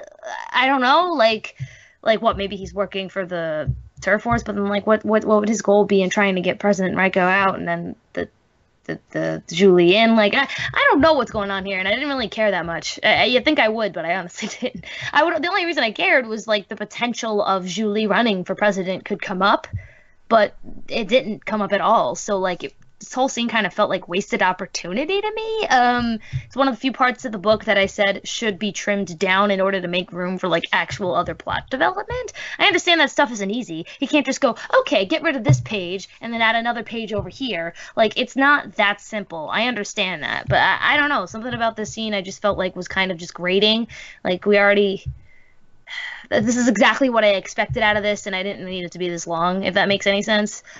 He just wants to be elected more, so he's like, fine, okay, we'll do what we want, and then Cora gets all mad and leaves. I honestly, I mean, I have the thing, like, I have the pages, like, right in front of me, and I still am, like, don't remember how the scene went without reading the words. You know what I mean? Like, when I first read it, I'm like, yeah, he just wanted to be president or something. Cora gets mad, wanted to make a park. They leave. So, like, nothing about it was very important or memorable. It's just one of those things where I'm like, I'm done with Ryko. I'm so done with Ryko and everything about him and ever focusing on him that let's just, like, have Julie be elected already. Like, make that as fast as possible and let's focus on something interesting. Sorry for my incredibly negative stance on that, but that's just how I feel. Yeah, well, I think for me, the thing with this one is that, like, this whole scene, and I suppose the lead up to it in the previous scene as well, this is the first time I think we've seen the shift from, like, Cora being the main one who just like doesn't get along with Ryko to now a lot of other characters are anti-Ryko now, like Tenzin speaking out against him, like Julie implied, Kaya implied, and so on. When we really haven't had that before, it's mainly been like Cora's conflict with Ryko for the most part. But Harrison, what are your thoughts on the Ryko stuff here? Yeah, I kind of agree with what you were saying, how like it does feel kind of like Ryko went from a dislikable character to now almost a hated character in the comics. And also, I forgot to mention it earlier, but like when they said like Ryko hadn't even visited the refugees from the like spirit portal like displacement, it was like, really? Like I found that really hard to believe. Like I know he's not the best president and everything like that, but you think he would get like the bare minimum of checklist of things to do. Oh, these people have been displaced by this spirit portal. I should go visit them because that's what a president does. And he didn't do that. Like it just baffles me, like kind of how I guess stupid he and his campaign manager guy are. Like the best way to get reelected is to be a good and effective president. And I guess, and for some reason, like I just don't understand how they don't get that. Like they're going as if he's like this, being a guy that's going to be running and hasn't been president before, and they need to figure out ways to get him, you know, like into the public mindset. But it's like you're president now. Like how you get people on your side is by being a good president. You know, visit people, to address the spirit portal and stuff like that. Like actually go out and be an active president, not sitting inside making, you know, hilarious posters of yourself. And like I don't get how they don't understand that to get reelected is to be a good president. So I don't get that at all. And I do feel like they have made Ryko like a bit like one tier worse than what he was before. And that's a little weird and a bit frustrating for me. And then also, yeah, with this whole scene, like I would have liked more Julie interaction with Ryko, given what we're going to get later and like part 2 and stuff like that. I would have liked more of her like challenging him and stuff like that. That would have been nice, to, a good setup for their conflict that they get with the whole presidential thing. But I do like the sort of stuff they have going on. But yeah, the campaign manager is an interesting new character, and I just don't like how Ryko is just like, oh, okay, we'll do this, we'll do the whole housing development thing, only because it'll, you know, affect my polls because my polls are just so bad right now. Like, really, dude? Like, is that like the prime of his focus? So that to me does feel a little like worse with Ryko, because like I've never been a fan of Ryko, but like seeing this is like it does feel a bit much, ever so slightly. It's just like, I don't know if this was his mindset. Like, yeah, he was not the best guy, but I never saw him as, an ineffective president or a terrible guy. Like, no, he just made some decisions that, we didn't like, and we just thought he wasn't the best president. But he was definitely not like terrible, I don't think. So yeah, this was kind of weird. And I also do like the whole idea of Korra trying to turn the spirit portal into like a park thing. I think that's actually a great idea, like into a sort of nice, sort of spiritual sanctuary kind of park. Like, yeah, that's a great idea. Let's get more of that. And I hope that we do get more of them discussing it, and that's kind of what happens at the end. But it is kind of interesting. And yeah, Rako just being dismissive about, oh, we don't need to even address the spirit portal. It's like, are you serious, dude? Like, I don't know. Like, the whole Rako thing, I guess they're just trying to really set up that, oh yeah, we really don't like him, so Julie's definitely going to win. But like, Julie's such a likable character. Like, I feel like a good, I guess storyline would be her going up against a president who is not just completely hated by everyone, but has done some good things. It would have made a more of a competitive thing than, oh, anyone will win against him, even Pokey. So we just happen to get Julie, who'd be amazing at the job to run. Yeah, and I think that's the thing. Just like they've in the whole show or the comic, they've like never really said anything positive about Raiko that he's done. Like we, outside of like just the implication that like he was elected in part because he's a non-bender, and like it was in the aftermath of book 1 and that being a thing. We've never really known like what he's done. Like, has he done anything to help bender non-bender equality? Has he made any decisions? We haven't really heard about it. Just that he is the president, and as far as we're aware, he's just refused Korra every time Korra has asked him for something. But we move on to the next scene on Air Temple Island at the balcony that we know. We had a few scenes at this balcony. Kaya comes up to Korra and Asami and basically just says, "Yep, none of my business. I just wanted to say that you two make a beautiful couple." They haven't told her yet, so they're like, "Well, how'd you know?" And she reveals here, I suspected something was up when Tenzin told me you two went on vacation together. I remember the first getaway I had with my first girlfriend. I'd never been so happy. And Korra reveals that she didn't know that Kaya was gay, and we get the reveal here with Kaya that my friends and family all know, but I don't exactly announce it to everyone I meet. And she asked if Dave told anyone. They say Korra's parents were very understanding, but they mostly seemed worried about what others would say. And this is where we start to go into the history that I'm sure everyone in the fandom has heard about at this point. This has been one of the most talked about stuff from the book. Basically, how each nation views same-sex relationships. So, her own nation, the Water Tribe, she says, "That's Water Tribe tradition for you. People like to keep their family matters private. No one's going to disown you for coming out, but our culture would prefer you keep it to yourself." Korra asks how did Aang react when she told him, and she says he was nothing but supportive. That's also the panel where Kaya's missing her necklace. I think it's the only panel in the whole book with Kaya where she doesn't have her own necklace. Just kind of unfortunate that it comes in a pretty important scene, that little art error. But we go into the air nomads next, and she explains that, remember, my father grew up in the air temples where men and women didn't hide who they loved. The air nomads were accepting of differences and embraced everyone, no matter their orientation. For most of it, and then goes into the Fire Nation. For most of the history, the Fire Nation was tolerant, but then Fire Lord Sozin took power. He decreed that same-sex relationships were criminal. Korra remarks that that guy was the worst. Then we get even Avatar Kyoshi, who by all accounts loved men and women, was unable to effect any real progress. After all, the Earth Kingdom has been the slowest to accept change and the most militaristically repressive. So we'll stop it there at the end of 56 to cover basically this world building for same-sex relationships. Overall, I think it's kind of a really interesting one that I think fits in terms of what we know of like the philosophy of each of the different nations for the most part.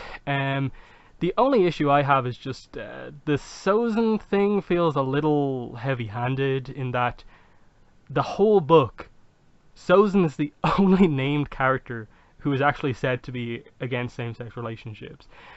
And because he is the overall like main villain of the series, given what he did, it just feels really weird that they just also put this on him as well. That he was also homophobic as well.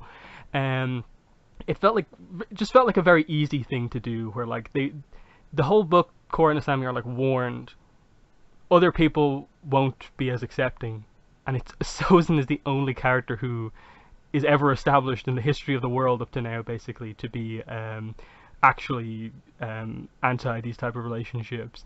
In that I feel it's kind of unnecessary as well, and to me it doesn't necessarily fit in with his character, in that kind of like the whole Kuvira thing with her being like suddenly like really aggressively anti other nations. This is just like that. It doesn't fit in massively with Sozin's story, in that, like, yes, he did really bad stuff in terms of the genocide against the air nomads and the whole war, but the genocide against the air nomads wasn't because he like opposed the air nomads on their like their kind of ways of living or anything like that. He only killed them all because he wanted to get rid of the Avatar. So I feel it's a bit of a stretch to suddenly add in this kind of social, kind of political angle on it, that like he was also just, he had these views on like same-sex relationships. It's the only, I think, weakness of this overall scene, which I think is pretty interesting in what they reveal about Kyoshi. As I said, the approach to like explaining about the air nomads philosophy and how Aang was completely supportive, and then the water tribes, okay, being like somewhat traditional, that like they're like okay, but as Kaya says, you know, don't announce it to everyone you meet as if it's like the only thing about you, that sort of thing.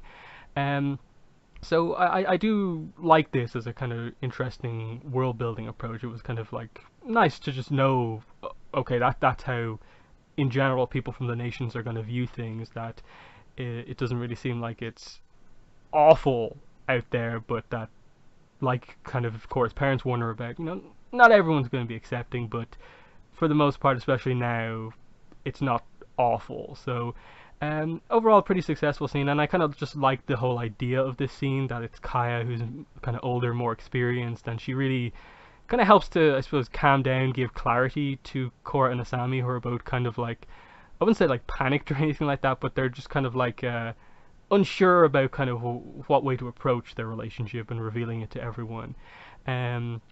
So yeah, overall, very successful scene. But Greg, what are your thoughts on this kind of history lesson, world building that we get here from Kaya? Yeah, this is definitely an interesting scene, and this is probably one of the scenes, like you said, I've seen the most sort of reaction to from the fandom in general, because some people, I don't know, some people really don't like how this sort of, you know, basically retroactively, you know, sort of shapes how the Avatar world has, you know, been in the past, and how it's, you know, currently, you know, progressing or not progressing depending on your sort of point of view. I mean, I thought it was interesting just to sort of get the idea of history from the different sort of nations and sort of how they viewed it. I mean, I definitely sort of agree with the whole Fire Nation one. Definitely seems very sort of, you know, I don't know, it seems very sort of dark as far as just sort of how they went about just sort of doing that. So, I mean, I don't know, I definitely can see how some people could definitely be more upset about how that sort of, or the approach that they sort of took of, you know, the Fire Nation really, you know, when Sozin came in, who, you know, obviously has been our, you know, our main sort of big bad sort of villain character, sort of, you know,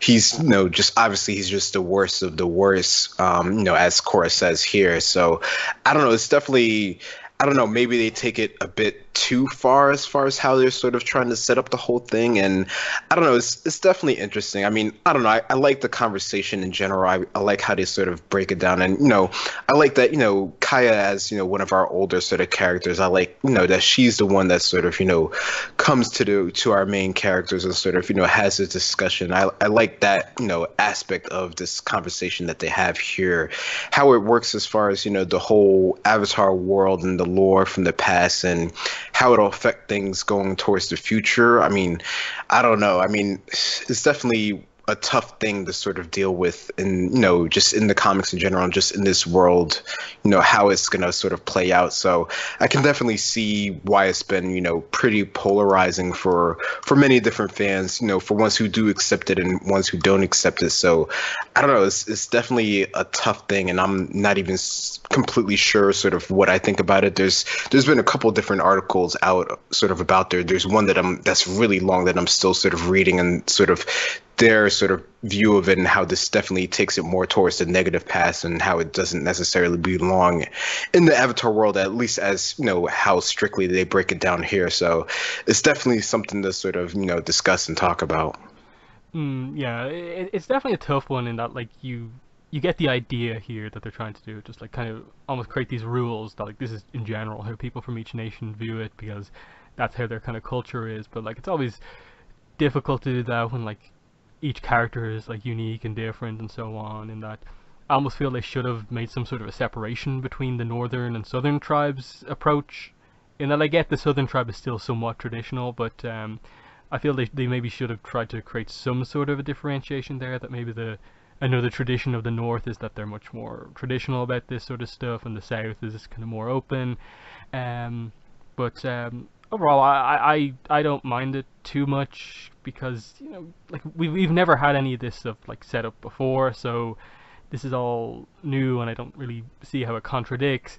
Apart from just the fact that like we're suddenly only learning all about it now, but it only really made sense to come up now, given that our main characters are in these type of relationships. But Kelly, what are your thoughts on this Kaya history lesson that we get here?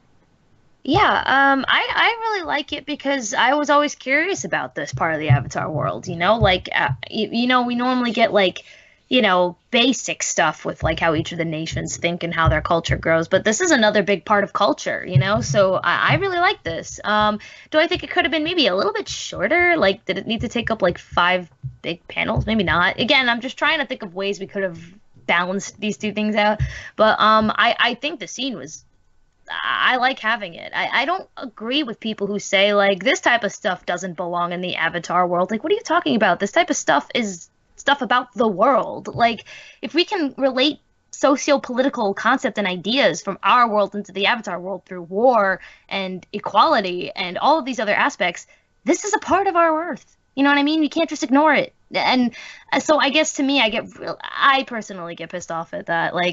Yeah, that all that stuff, all that LGBT stuff, that's not like actually part of reality. I'm like, oh my God, what the hell are you talking about? So like I don't know. I appreciate learning this part of the Avatar world. I think I get where you're coming from, Morgan. In regards to Sozin and like how that was handled for the Fire Nation's viewpoint and everything, especially with the concept of like, well, this was kind of the easy way to take it, like how it was like, well, he's already evil, let's just add on another evil thing to that.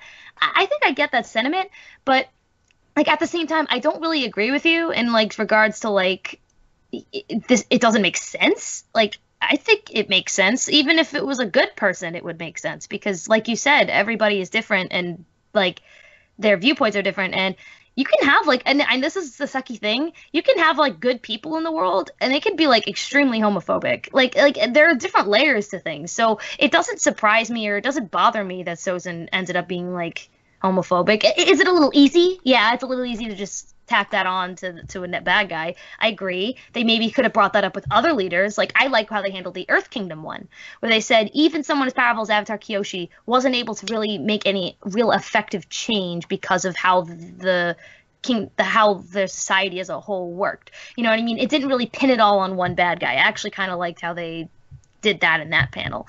And we already know how the Water Tribe and everything feels too. But I don't know, like I guess the reason when you say like it's not in character, what character really is there other than Sozin kind of being a bad person? I mean, like, he was good at first and then he kind of just grew up eviler. It's, as much as I love Avatar, it's not like they gave you any particular reason why like he did end up turning so like evil, other than the fact that he wanted to share his viewpoints to the world. He wanted to share the greatness of the Fire Nation to the world or whatever, and that turned into some twisted nationalist. It was twisted nationalism. It really is. And I think a part of that nationalism means like any viewpoint that person has is the truth. It's like, I sorry to bring up real political people here, but like Hitler, like he didn't believe in this thing, so he's like, let's just get rid of them all. So it makes sense that it's illegal. You know what I mean? It made sense that this specific leader was like, we can't let this happen, let's make it illegal. That doesn't necessarily paint the entire Fire Nation as bad, because it said for most of its history, the Fire Nation was tolerant, meaning like, we're not really okay with this, but we're fine with it. And I feel like that's really reflective of reality. So I don't know. As much as I guess I could say, yeah, it was an easy thing to just tack that on, it's not something that's out of the realm to me or like something that doesn't make sense. It makes complete sense, honestly. And one more quick thing I just want to bring up. I kind of like the fact that with the Air Nation, it's kind of flipping our world on its head, because most of our problems that come from equality in same-sex relationships is religion, and the air nomads is kind of like the closest thing to religion that the Avatar world has. So it's kind of like the opposite. Like the people that are like more in touch spiritually and like with this like culture of religion of like being nomads are more accepting than the people who don't have a particular belief. Well, we don't know how the whole Avatar world feels about certain things. But to me, I just find it funny that like the air nomads, because they're so free and because they're in tune with spirituality, are the most accepting, when ironically, that's kind of the opposite of how it works here at the moment, unfortunately, based on how even though that's obviously not how it works, by the way, like separate the church from all these things. It's all complicated stuff. I completely get that. To me, I just find it fascinating that the air nomads are the most accepting, and I think it's telling. I think it's kind of the book saying, you can be religious, you can believe these things, but you don't gotta be a jerk. You don't gotta be a jerk to other people.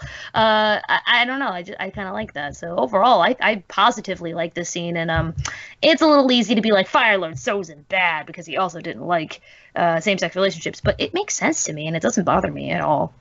Yeah, the main reason I have an issue with it is not because I don't think like this could ever be a thing with Sozin, or that like it doesn't fit his character. It's just that he's the only named character who holds these views, even though the whole book refers to the idea of like not everyone's going to be accepting of you. They could have named other people. Like you said earlier on, that there can be like just normal people who come across as completely normally who are against these relationships, and it feels kind of like the book's terrified of doing that with any character. That like over the course of this entire series, are we going to get anyone who's just like a normal character and not a level 10 evil character like Sozin, who actually opposes their relationship, especially after all this setup in this first part of like be cautious about who you tell. I'm just a slight bit worried that they're not actually going to approach it, and so they've kind of taken the really kind of blunt view of just like only evil people oppose this thing, when they're actually otherwise kind of taking a fairly kind of realistic approach to it by saying that like certain nations are okay with it, others it hasn't, it's not as looked upon so well, and so on. So it's just that they've taken a fairly nuanced approach to it, but then there's also this really kind of heavy-handed only character mentioned thing here, and I think Korra's comment in the middle doesn't help as well, just saying that like, oh yeah, by the way, he's the worst character in the show. Yeah. Korra cutting in with like, oh yeah, that guy is the worst. It's a little like on the nose, when otherwise the scene I think is quite well done. But Harrison, now, what are your thoughts on this history lesson we get here? I really like it. I love how Kaya is the one that comes to them and gives this whole lesson. Like, it's just a great, and also for like, I know a lot of people didn't even realize Kaya was a gay character. I didn't realize it until you mentioned it on the show, I think, a few episodes ago, or whatever. Kaya and Aiwei were revealed after the show, yeah. Yeah, so I didn't know that until you had said it, a few weeks ago. So that was a reveal to me. So and I like how they even addressed it here, because a lot of people weren't aware of it. So I like how that's a nice reveal here, and it's done very well too. So again, it's nice to get more Kaya, because she is such an interesting character. So it's nice to get more of that, and it definitely makes sense with everything we've seen in the show with her so far.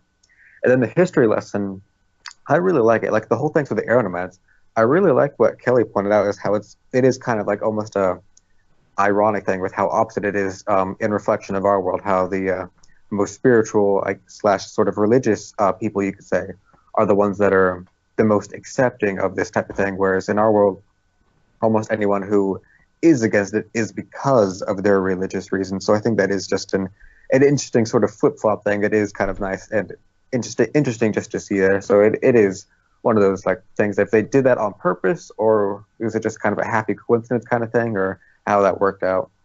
And then as far as, I really like the Kyosh thing, and I'll just with how like I like how they painted the Earth King being the one that's out of all four nations, the one that's the most resistant toward these types of relationships. So that's definitely an interesting thing, and I wonder if we're going to get any more of that.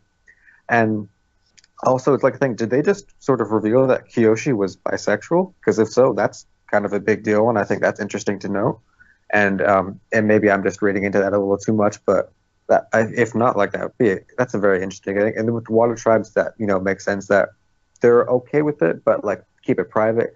And it would be interesting to see if the northern and south had different views on that, because it would make sense if the north, we're a bit more resistant. Because I mean, from what we've seen, that falls in line perfectly with what we've seen from them as far as what we saw with in Avatar, how women couldn't even learn waterbending. So it would make perfect sense that they would be more resistant to these kinds of relationships, whereas the South would be much more open, because that's kind of the whole point of the Southern Water Tribe. And then as for the Fire Nation stuff, I like how they said, like, for the most part, the Fire Nation doesn't have any big issues with that. And I thought that was nice to know that the quote-unquote evil nation that we've seen they're painting it to know, like, the whole nation has not been like this evil thing this whole time. And as far as the Sozin stuff goes, yeah, it is pretty like, I guess, heavy-handed. Like you said, that the only named character they said that has ever opposed the relationship is the evilest guy we've ever heard of in history, basically.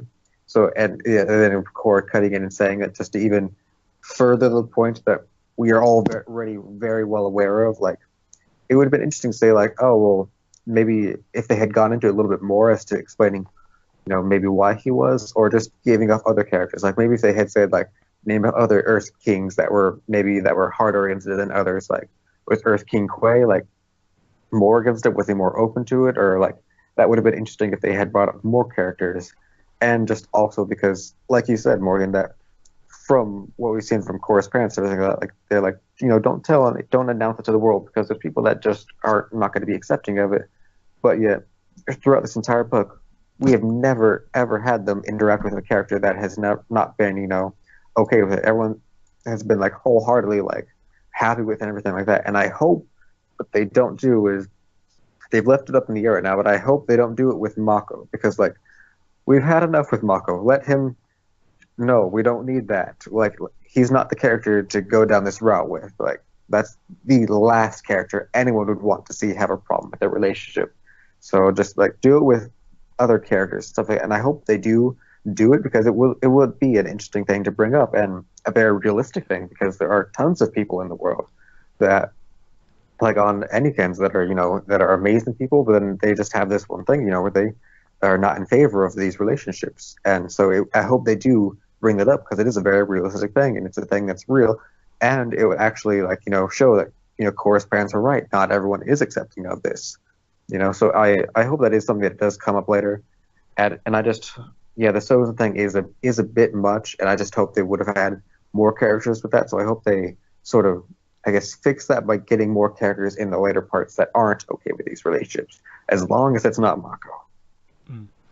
Yeah, I think as well that, like, I think within Fire Nation history, they kind of had a different option, in that, like, we know from Fire Nation history that at one point the fire sages themselves, like the head sage at one point was the Fire Lord, but that was later changed back to the way it was, like, the first Fire Lord. I almost feel like a better approach would have been like something like that, like during the Fire Sage's era as Fire Lord, like, things were bad, but then they kind of changed kind of back after that, or something like that. Equally, I think with the Earth King, I think they could have had, like, maybe a better an example, in that Kyoshi, I believe, from her kind of backstory, feuded with I think it's 42nd Earth King, who obviously had a very bad relationship with his people, and they maybe could have said that, like, he was also kind of anti these type of relationships, and that's another reason why she opposed him. And if they are trying to, at some point in Turf Wars, approach this idea of, like, Korra being neutral as the Avatar, maybe Kyoshi had a similar issue with being neutral, in that technically this is her king she's dealing with here, and she has to be fair, but he also opposes, like, the type of relationships that she's in, or whatever. But anyway, we move on. The result of this kind of little history lesson here is that kind of Korra's wondering, like, if these characters kind of struggled with it, what are the chances for you and I? And Asami basically just says a lot has changed since then. I feel like more people are accepting now, at least in Republic City. And Kaya just says, ultimately, your story is yours to tell. You'll know when the right time to share the news is. And immediately, Mako and Bolin show up, and they have a little bit of a reunion. We get, the idea of like Korra being like Officer Bolin. Bolin says that Opal says he looks more handsome in this getup than his Earth Empire stuff. And they're more or less about to reveal that they're a couple to the brothers when Jinora appears in astral projection form to reveal that the spirit portal has come under attack by the triple threats. Mako asks if there's a young guy there with the hook swords, and he says yes, and it's Tokuga, and they immediately kind of rush into action by getting on a Sky Bison to rush to deal with this situation that's going on now. And we pretty much get in there, and the action is immediately happening. The airbenders are in action. Korra gets down there. Asami gets involved in the action, and yeah, there's a lot of fights that go down here. Tokuga ends up kind of getting really close to Mako and kind of flipping him over with his hook swords because he's kind of struggling a little bit with his injury. He only has one arm. Bolin steps in to defend him, uses some lava bending, and cuts off Tokuga's hook swords, and it's a really cool moment for Bolin.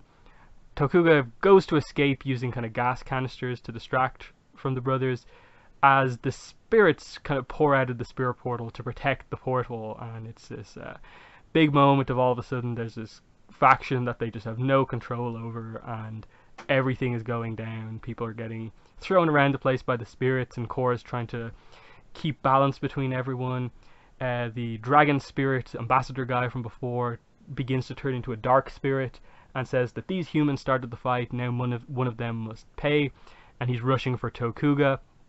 Korra tries to stop him, but then notices that Asami's in danger from a bender, and basically lets the spirit go to save Asami. As Tokuga struggles with this spirit, who now begins to fight with him, and the result of this is that the spirit goes straight through Tokuga, doing the whole spirit possession type thing that we've seen Ai do to hunters, that obviously affected Wan's friend Yao. And basically the result of this is that this dragon spirit going through Tokuga leaves Tokuga with an element of kind of dragon eel-like features, as the retreat has basically sounded at this point. So we're covering a lot of stuff here, but it is primarily just a big action scene here and a failed attempt to reveal their relationship to the brothers. So Harrison, overall, what are your thoughts on this group of pages here? Primarily the action scene, I suppose. I really liked it. I liked how we got a little bit more Mako and Bolin, and it was nice that they were going to reveal it here, even if they didn't get the chance to. And then I like how, again, Jinora just using her little spirit at projection thing is nice, just to get that in again. And then they jump right into the action, and that's really good. I like how they're just immediately like taking out everyone and stuff like that, and I like how Tokuga gets the better of Mako, and because of Mako's injuries maybe, and he's just not up to par, and then so Bolin comes in, and like it's a both happy moment and sad moment that Bolin takes the little lava shuriken, I guess you could say, and cuts off his hook swords, because it was a cool moment for Bolin. But I was also like, I want more of those hook swords, and now you just cut them off. I hope he gets some more. Like, I hope in part 2, he gets 2 new hook swords, because the hook swords are just so cool. I hope he gets them back somehow. So it's like a happy moment, but also I was like, yay! Oh wait, no! Conflicting feelings on that. So then all of a sudden, and then this is where the Mako Bolin does the little partner thing, where it's like, oh, okay, that's a plot line that was totally paid off. Woo! Glad we got that in. So yeah, that was basically a nothing plot. So not really much to say there. But then it was really cool moment seeing all the spirits come out. I like how they brought the rock guy back, and then a few other ones that look familiar. I just now noticed that it looks like there's that one spirit that's actually in season 2, episode 1, the rebel spirit. It looks like it's in that second panel there. So that's interesting to see if that is the same spirit or just a similar looking one. But just a cool shot of all the spirits coming out. But one thing, it is cool, and there's the rock guy coming. He's like on the verge of killing people. Basically, it's like, whoa, that's probably not okay. And then the dragon spirit. It was cool to see him start turning to dark spirit.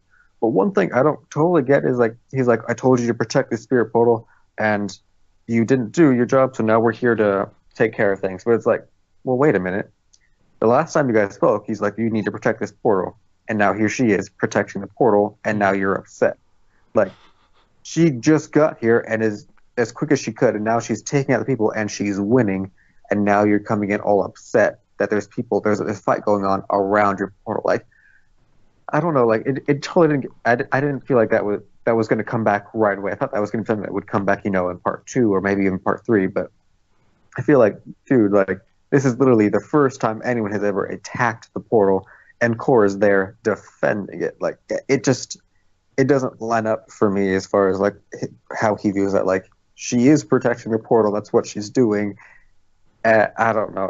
I don't really fully get why he's like. I get why he's angry, but it's like you kind of. I feel like he jumped the gun. I feel like they're maybe sort of rushing things along a little, just sort of moving things along. So I don't know. I feel like he got a little over angry and didn't really need to go all dark spirity, but that's fine. And then I like how and then he said one he's hey, I was like, crap, he's gonna kill someone. I actually thought he was like, he's just gonna kill someone. I didn't know who, and then they show the shot of Asami, so like, oh, maybe he's gonna go after Asami. But no, so Corrin goes in to save Asami, and one thing I also want to know is like, Asami's always been as this best fighter, so it was kind of weird seeing her in peril from benders, because I don't know if we've ever seen her have a problem with benders before. So I just thought that was interesting. So it was like, oh, okay. So the one time that Asami needs help is when Korra is trying to go after this dark spirit. But it's not a huge thing. It was just a small thing. And I was like, huh, okay. I mean, she is going up against 3 benders. So I mean, I didn't feel like it was a huge thing, but it's just a small thing to know. So I like how Korra, immediately, of course, jumps in and, saves her. And then I like how the spirit goes after Tokuga, and, he's ready, well, supposedly ready for him, and throws knives and doesn't do anything for him, and he just knocks him out. And then I like the more with the Korra stuff. She's rescuing the Asami and taking out the triad members. And then the shot of the ambassador spirit going through Tokuga is really cool. It's nice to see that brought back from book 2, that sort of style of the way spirit is positioned and stuff like that. So that's definitely, we're stopping at like what, 71 or 71, yeah. Okay, so yeah, it was just cool to see that sort of same style to come back. So yeah, I liked it overall. The whole spirit getting angry, I feel like he got a little angry a little too quickly, but otherwise I thought for the most part it was pretty well done and some nice action. Yeah, I think the only real criticism of this scene is definitely just that, like, yeah, the spirit's not making a whole lot of sense, and that, like, what did you want her to do? Like, just, like, preemptively avoid any conflict, and, like, basically asking her to be a mind reader of any, like, anything dangerous happening in front of the portal, and that, like, she's right there. And like the other, like the airbenders are there protecting it as well. It's just like, what exactly did you want? Like, I would have understood it to a degree if, like, we suddenly saw, like, a bunch of triad members, like, in the spirit world doing something, and then maybe they were forced out.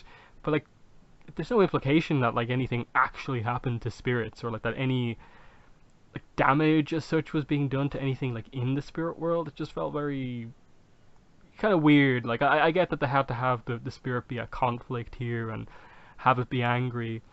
I like, at the very least, it knew who was the one at fault for all of this stuff and, like, targeted the right person.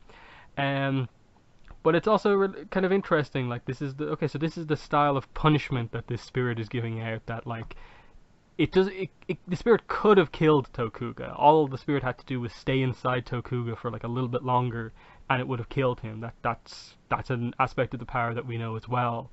That the whole Rava inside Wan before they're fully joined, it would have killed him. Same thing could have happened here, and I think Ai says it as well when he says he could have done that.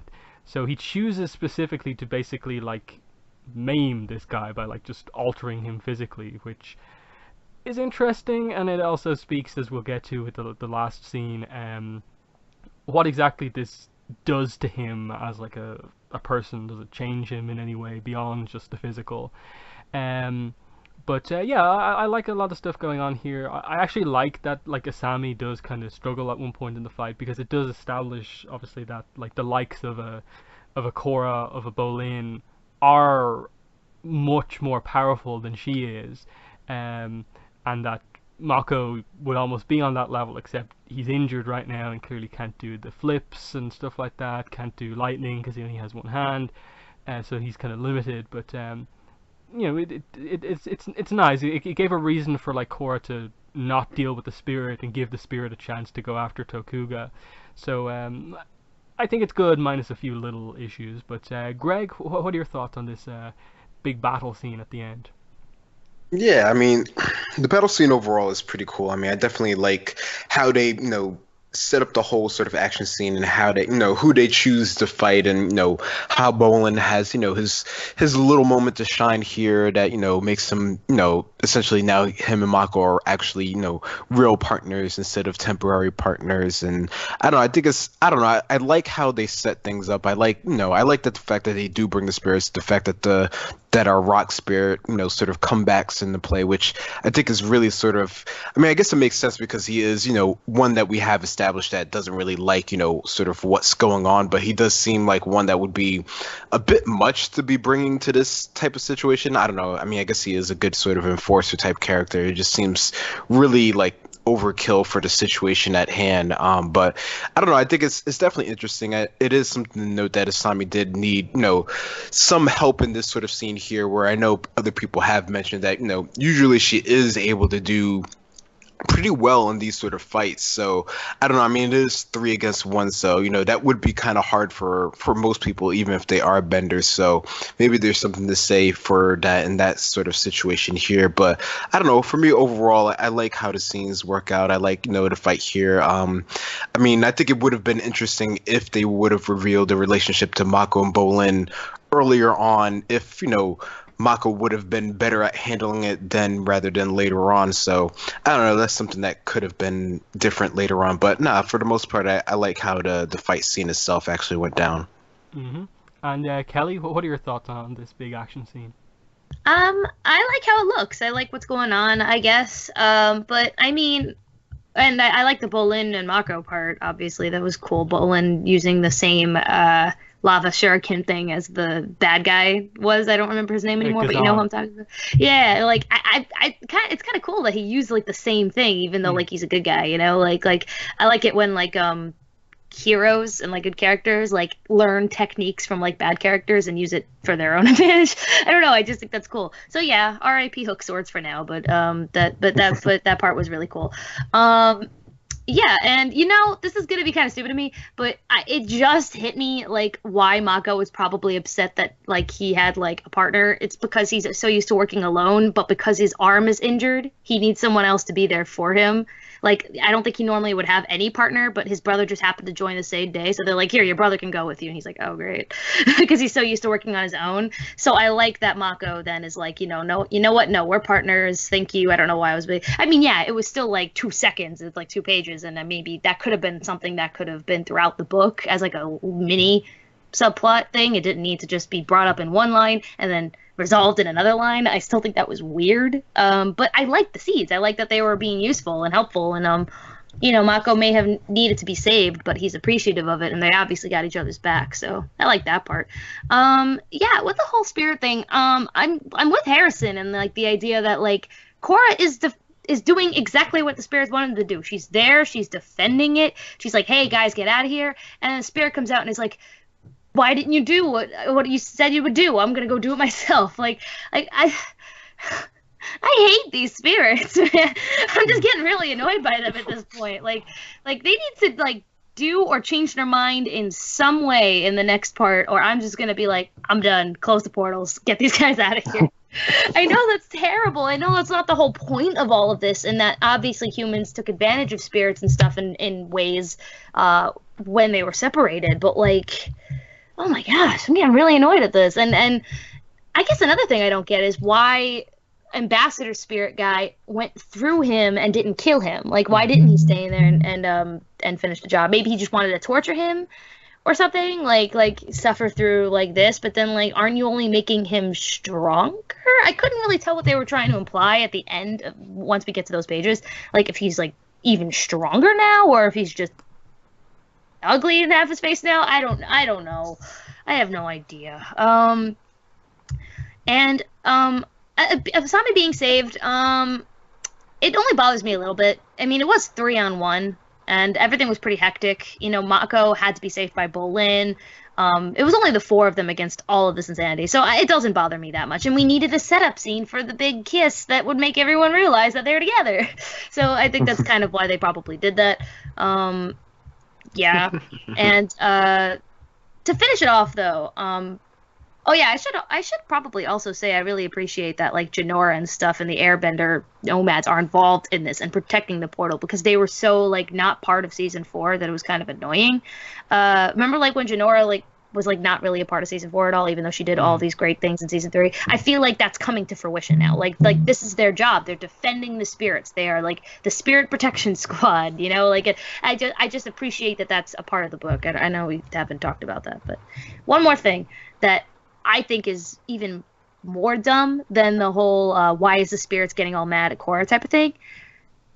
I mean, this is kind of alluding to what he says at the end of the book, but later, Tokuga is telling the guy, why didn't you tell me the Avatar was going to be at the place? And I'm just like, why would you not assume she wouldn't come? Like, she's the Avatar. Of course she's going to come and see what's going on with this portal and with the air nomads. Like he's like the Avatar, like on page 61. And it's like, did you really not expect her to come by at any point? Like, I don't know. That's just really weird to me. And then he's all mad at the guy about it.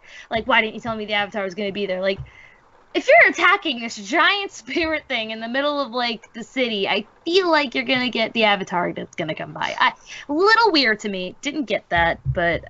So there's little inconsistencies like that piss me off, that I feel like is one of the reasons why the book kind of gets knocked down a peg a little bit for me, is this type of stuff, like with the spirit's behavior, Tokuga not thinking the Avatar is coming, Viper being killed, not killed, like, stupid things like that, you know, so... I still enjoyed it, obviously. Don't get me wrong. It's just like I have these little things here and there. I'm like, okay. Like, I didn't like where... Oh, yeah, and the whole fact that he gets turned half spirit, too. Like, why? Like, I wanted more development with what his purpose was before this type of stuff happened to him. Like, we don't even know who this guy is yet, and he's already changed. So what do we know what he's changed from to what he is now? It's... I don't like it. So those are my harsher criticisms so far. Have we all talked about this scene? Mm-hmm. Okay. Yeah. So we move on. And yeah, Korra obviously sees the spirit go through Tokuga. He immediately kind of orders a retreat. The ambassador dragon spirit also has the spirits retreat into the spirit world. So everything's calming down now. Korra is happy that Asami is okay. She kisses Asami, and this is the big reveal to everyone who's obviously surrounding them, that they are a couple. Bolin says it out loud, you and Asami are a couple, ? And they're like, yeah, we are, as they get up. And we see that Bolin's really happy, Opal's very happy, Jinora thinks it's really cute. And yeah, Bolin just says, you know, Opal and I get the first double date, okay, we're free next Tuesday. And Opal's just like, I'm so happy for you two, and no pressure about the date. Jinora says it's wonderful. And then they cut to Mako, and Korra's like, Mako, you alright? And what he says is this, you're both dating each other now, that's cool, I'm cool with it, ... And then Bolin just comes in and says, well, Mako takes a minute to process all this, I have a question. What were the triple threats doing here? I thought they were after the Creeping Crystals turf, not the Spirit Portal.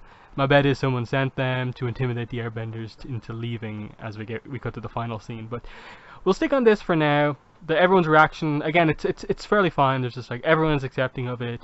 The only focus is on the fact that Mako has a slightly different reaction. I hope,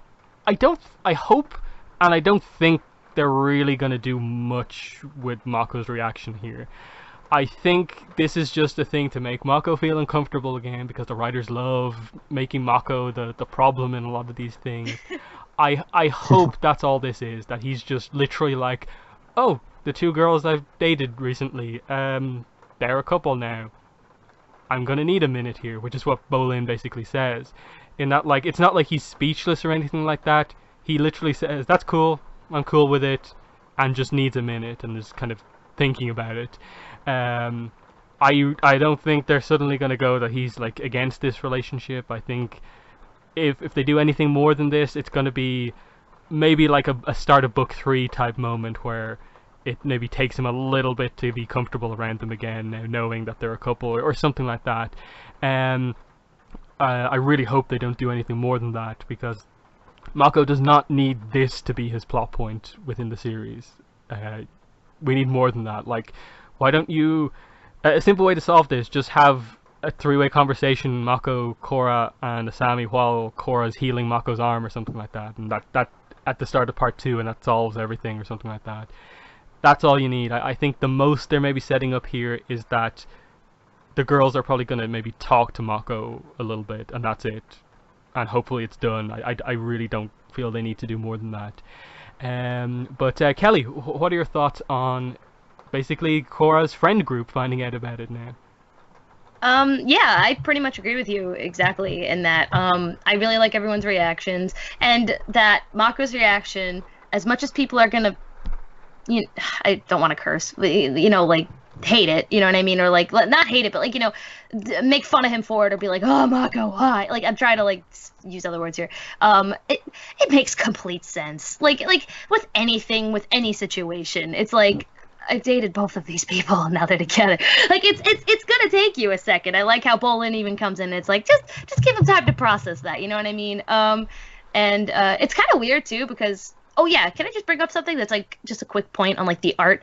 I think it's kind of weird that like everyone in the comic, right, all the characters have like this new like look to them, even though it still looks like the original. I feel like they couldn't figure out what to do with Mako, because like half the time his facial expressions are look exactly like how they look on the show, like exactly, and then the other half is like that new version that like everyone else has. So it's like, I appreciate it and think it's inconsistent at the same time. Like, I love this reaction on the two panels. Like, that looks like something from the actual cartoon and show, but it's also right next to a version of Bolin that isn't the exact version from the cartoon and the show. Does that make it?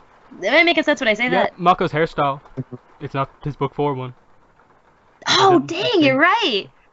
So that's inconsistent too, but I think that's because everyone prefers this version or something. Who knows? And it has been a week. Maybe you just didn't get it. But do you get what I mean by that though? Like, yeah. I appreciate and it's not just these facial expressions too. I meant to bring it up when they were on the car, when they're in the car and they're driving to the police station. The last two panels on 36, they're just such Mako faces, and I really appreciate them. But then the other half of the faces are like not as well done, and like kind of like other people's, but like less is good. So I don't know what's up with that. They need to work on consistency with Mako's face. Also, Bolin's a bit too. I think Bolin's is a little weird, but it's overall good. I just think it's funny that sometimes Mako's face is like exactly like it is on the cartoon on the show for some reason, instead of like the new version. And for the actual scene itself, it makes sense. His reaction completely makes sense. But I'm totally with you, Morgan. I hope they don't make this a thing. I hope they don't like you said, a quick conversation. All they need, the communication is key. It's why we have all these problems in the first place. And we know that Mako's biggest personal issue in life is communication. And he tries. And he's not a bad person. He's just really bad at communicating. So let's hope that Corrin and Asami are just like, are you good with this? And he's like, I am. It's just a little weird, but I'm so happy for both of you because I care about both of you so much. And then we move on. Yeah. And then we move on. And he actually has a reason to exist in the show outside of a subplot of romance. So that's pretty much my thoughts on it. Oh, yeah. And also everyone's reactions is really sweet. The double date comment on Bolin is really, really funny. So, yeah. Yeah. Like, I do feel with the art that Mako was one of the few characters where I feel Irene Co didn't quite get a complete handle on how exactly to draw him. Similarly with Bolin, not with his face, but like his body shape. I feel he should be bulkier, and that like sometimes he is, sometimes he looks much thinner than he should be. Especially compared to like Mako. Like I think the idea is that like Mako's the kind of tall, skinnier one, and then Bolin's smaller but bulkier, and that kind of comes and goes a little bit over the course of the book. But that's one of my only real art complaints about things here. But Greg, what are your thoughts on this scene here?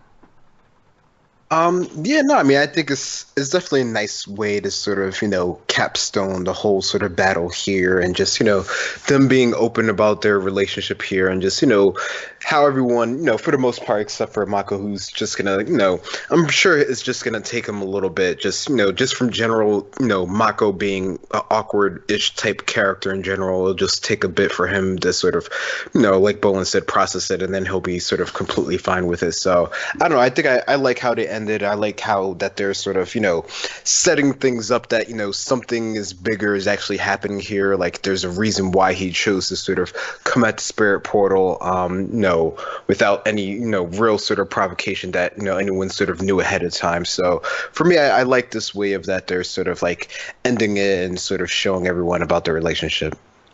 And Harrison, your thoughts?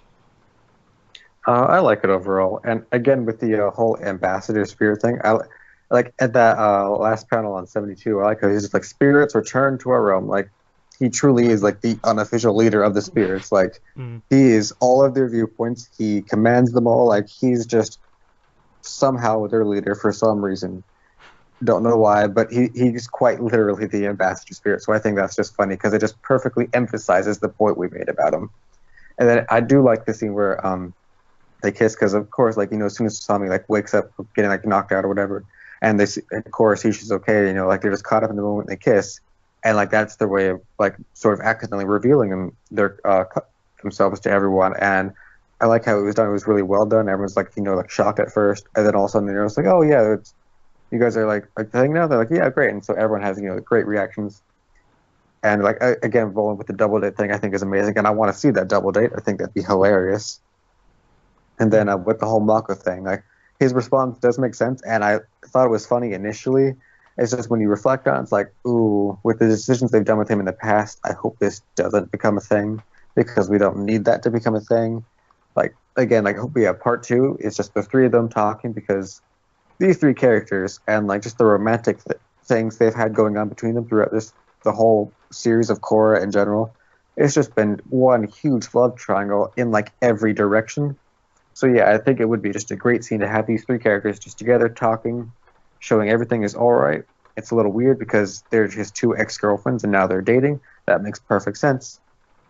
But like I hope they do something like it'd be nice if they did sort of a callback to what he said to her in the series finale. Is like I told you I've always got your back. So it'd be nice if he just sort of a callback to that, and he's completely supportive of it and just explains, yeah, it's just a little weird because of past events. So yeah, that'd be great, and I certainly hope they do something like that. Yep. And I do like how they sort of start to realize, well, wait, why were the triad people here? Like, doesn't make any sense. So they start figuring out someone sent them. And as far as the art goes, yeah, Mako's faces are done pretty well, and yeah, I get what Kelly's saying. A lot of people, like most of the people, have like a sort of quote unquote new design for the comics that doesn't look exactly like the show. Whereas Mako's kind of does. Well, like Kelly said, like in the same panel when he's with Bolin, Bolin looks like comic Bolin. Like he's not a carbon copy of what he looked like in the show. Like he looks more like in the art style of like everyone else. Like Korra and Asami don't look like the exact versions of the characters in the show, and I like that. But Mako in some facial expressions looks completely the same. So it's interesting to see like how that kind of happened. Is that just when she drew him in her style, did she just kind of look the same and just kind of went with it, or what? I'm not quite sure what that went on there, but so I liked it. I just hope, and I liked Mako's reaction. I just hope it doesn't go further than that for the most part. And we move into the final scene, and that is just that we're with Won-Young-Koom in his office, and suddenly Tokuga and the triple threats come in, firebend his guards down, and basically we get the reveal of what has exactly happened to Tokuga, what he looks like now. And basically like the idea here is that he is now kind of half looks like the dragon spirit that went through him. So most of his face looks like the dragon thing. He has the kind of eyebrow kind of look of the dragon thing. His eye looks like that, his mouth, so he kind of has the teeth. And then one of his arms is kind of now a, I suppose it's meant to be like the dragon's tail type thing, and he has control over it like a tentacle. And he basically picks up Won-Young-Koom with this thing, perhaps implying enhanced strength with this thing. And the reveal here is that Coom hired the triple threats to scare the airbenders away from the portal so that he could get what he wanted, which was the amusement park. He hired the triple threats, that's it. And here we see kind of Tokuga take his revenge. You know, he said, when you hired me to do your dirty work, becoming a freak wasn't part of the deal. Coom offers to pay him double, but he basically says, you're not getting off that easily. I'm taking control of Coom Enterprises and all of its assets.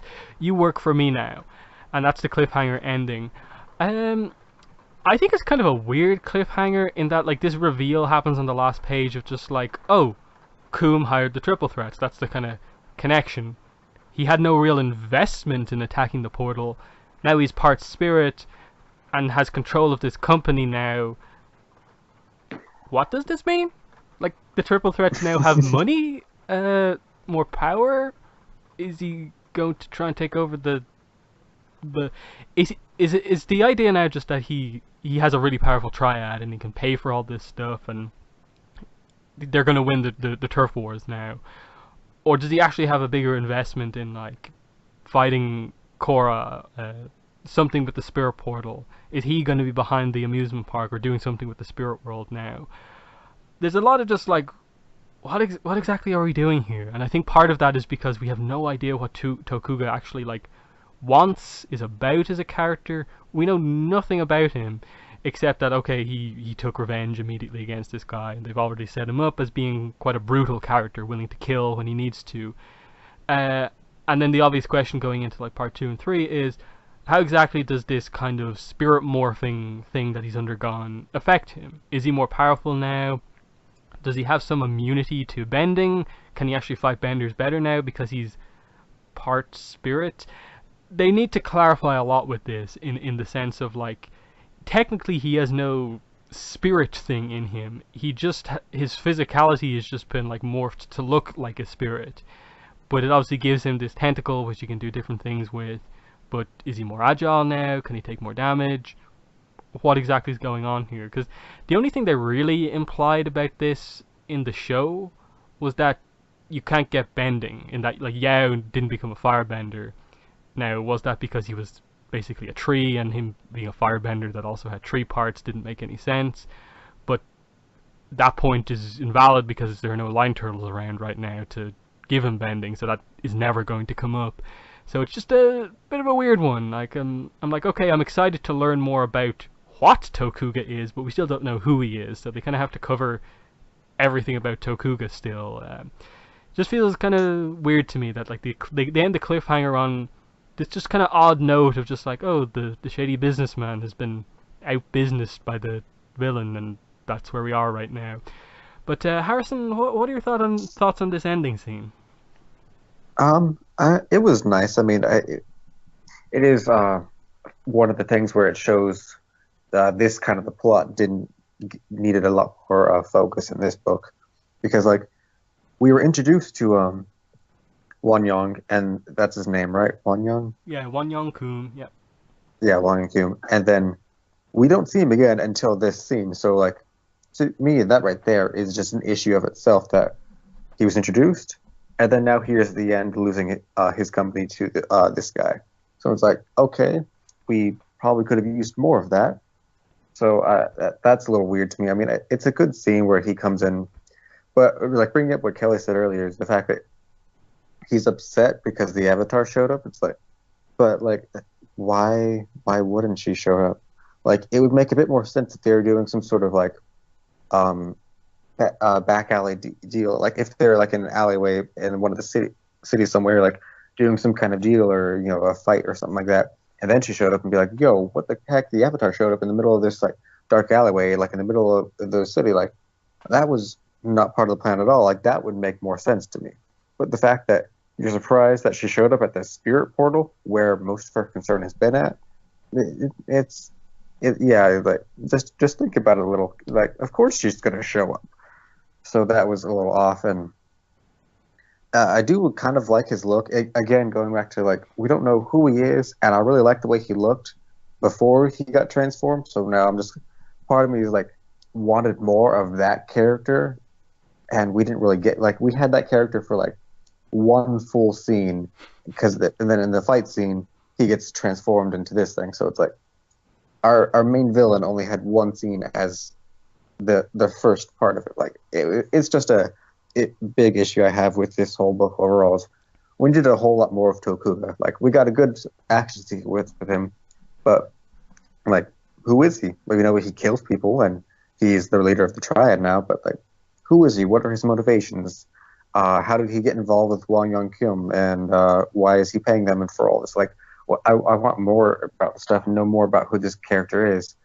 And it would have been nice to see who he was, and then he gets transformed to see who he's become. That could have been a really interesting thing to see what this transformation can do to a person, because that would just be a really interesting thing for them to address. And they didn't do that, and maybe they'll try to do some covering with that in part 2 and 3, but like they missed their opportunity with establishing him before it happened. So that part I'm definitely not all too happy with. But his new look is cool, I guess. Like it's interesting for. I mean, I guess he's not supposed to look good. I guess it's the whole thing is supposed to look like, you know, ugly and horrible, terrifying thing. So the tentacle arm thing doesn't make a whole lot of sense to me, because it was a dragon spirit. I mean, I guess it's kind of like his tail, but like, then wouldn't one of his legs maybe have transformed into a little tentacle thing and not his arm? So that is a little weird to me, but I'm not like against or anything like that. Like, it's cool for a villain to have a tentacle. I mean, you can, sure. But it just doesn't make a whole lot of sense, like thinking about it logically, as far as the spirit that possessed him. But it's not a huge thing. Then with him just taking over the company, it's like, okay, well, what exactly does this mean? Like you said, Morgan, like, what are his goals and what does he want to accomplish with this? Like, does he want to get revenge on Korra and the spirits for what they did to him? Because he thinks like Korra knows that spirits to attack him. So like, is him just taking over this company to get these resources so he can maybe try and wage war against spirits, and then the turf war turns into a turf war between the gangs versus spirits, and then that escalates into this huge conflict? That could be interesting. Is that what he wants? We don't know. And it could be something else. Maybe he just wants to be the ruling triad and then get revenge on Korra. Maybe he wants to like shut down the portals, or I don't know. Like, it's this thing we're not quite sure what he wants and where to go from here. So it's kind of a good cliffhanger, and we're not knowing what to expect. It's also a bad cliffhanger, whereas we're not knowing what to expect. Like, and we're not sure what's driving this character to make these decisions. So I don't know. It's an interesting scene, and I kind of like it, but it has some problems and definitely reflects some of the biggest problems I have with the book overall. Yeah, like, as well as that, like, are we meant to take anything out of the fact that, like, he says Korra summoned a bunch of spirits and ordered one of them to attack me? Is that how he interpreted what happens, or is he blatantly lying to kind of make it come across that, like, Korra can control the spirits and this is going to be something he announces to everyone, and like the Avatar is siding with spirits? Is that where they're going with this or not? I don't know, because obviously he's made some bad decisions here, so, you know, is it just him not understanding what just happened, or what? But Greg, what are your thoughts on this final scene? It's interesting. I think a lot of the points that you guys bring up is definitely sort of valid with the scene here, and I don't know. It definitely is. I don't know. He's interesting. Even I don't know. He's interesting, and I'm just sort of wondering just about his character in general. Just the fact that he's sort of taken over, you know, this company. He was, you know, already sort of taken over the triple threats. It makes me wonder sort of how long they have sort of been sort of working together, and, you know, just how the situation is sort of going to play out later on. I mean, it's interesting just to, I guess, understand a bit about this character, who I think, you know, from the descriptions of, you know, previous books or the future books, you know, we knew that this character was going to come out and he had, you know, some sort of, you know, ability. So it's interesting to see how it's working now and how he was transformed by the spirit. And, you know, that's always sort of like a interesting sort of mix, just to see how that actually sort of works out here, and, you know, what, I guess, attributes they take from the spirits that have, you know, possessed them or run through them or whatever. So it's definitely an interesting way to sort of end this. I mean, it's not sort of like the craziest sort of cliffhangers, but I guess, you know, it does make you interested in sort of knowing what's going to happen later on. I mean, they open up enough sort of plots that you're curious about what's going to go on, but you're just not necessarily sure how they're going to go about it, which is kind of good and bad. You don't really want to know everything, but you would like to have a bit more, I guess, sort of a backstory of what some of our characters, or at least what seem to be our main sort of bad characters, sort of their aspirations or what their goals are at least. Yeah, like I suppose just a random thing. Like, I also wondered, is there any way to reverse what happened to them? Like, if Korra's spirit bent him, would that take the spirit bit away? Because he'd still have like his physical body. She's just taking away the spirit energy that changed him like this. That could be an angle to take at some point if some main character maybe gets also spirit possessed. That they might want to create some way to reverse it in case they make a wrong decision with the writing or something like that. But Kelly, what are your thoughts on the final 2 pages here? Yeah, I mean, I don't mind this cliffhanger, actually. I think it's pretty threatening, because to me, what I gathered from it, but it's true, we don't know enough about this character to know exactly what's going on, and we don't, like you said, like, what does this mean? But at the same time, what I gathered from it is that he's going to be rising up in power in being in the city. Like, his influence over the city is going to really creep over everybody. And I think the police are going to have a hard time keeping up because of all the craziness of the spirit portal and other things going on. The displaced homes, you know what I mean? So what I gather is that, like, it's called turf wars. He's going to start taking over the turf of the city. At least that's what I think is the threat. You know what I mean? Like, what else is it going to be? But we don't know his motivation. Like you said, like it's kind of ridiculous. Like, we don't really know much about this guy, so what can we really see coming? And maybe that's a good thing. It's like, ooh, what's gonna happen next? But, like, I wish we had a little bit of an idea of, like, what his motivation is, other than he took control of a chaotic situation in order to lead everybody else. So he just wants to lead the city or lead these gang members or something, gain power. It's not very original. It's not a very original idea. So I need to know more about this guy before I even really care, even though I thought he had such a cool introduction, and then everything turns so quickly. It's like, okay. I do like how I like the development that it was the guy who wanted the amusement park who caused all that. I think that is a good, like, it's not a plot twist, but like a plot detail. Like, I thought that was a good idea. And that he's just so mad about it that he, like, takes over or whatever. Yeah, it's freaky what happened to his arm. Would you believe I didn't notice that the first time I read the book? I was just kind of, like, I didn't even pay attention. I didn't notice it, like, wrapped around his neck, like, choking him.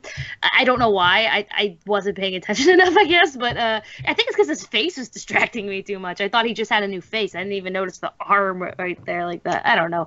But it's pretty messed up, yeah. So I don't know what that's going to mean. And at first I thought he had fire powers, because, like, you see him coming in and you see the fire come in, but then I'm like, oh wait, no, that's his goons. So maybe the spacing of the people in the panels could have been a bit better, because I was confused for a stupid amount of reasons. But good ending, I guess. But yeah, if we don't know this guy's motivation, what's the point?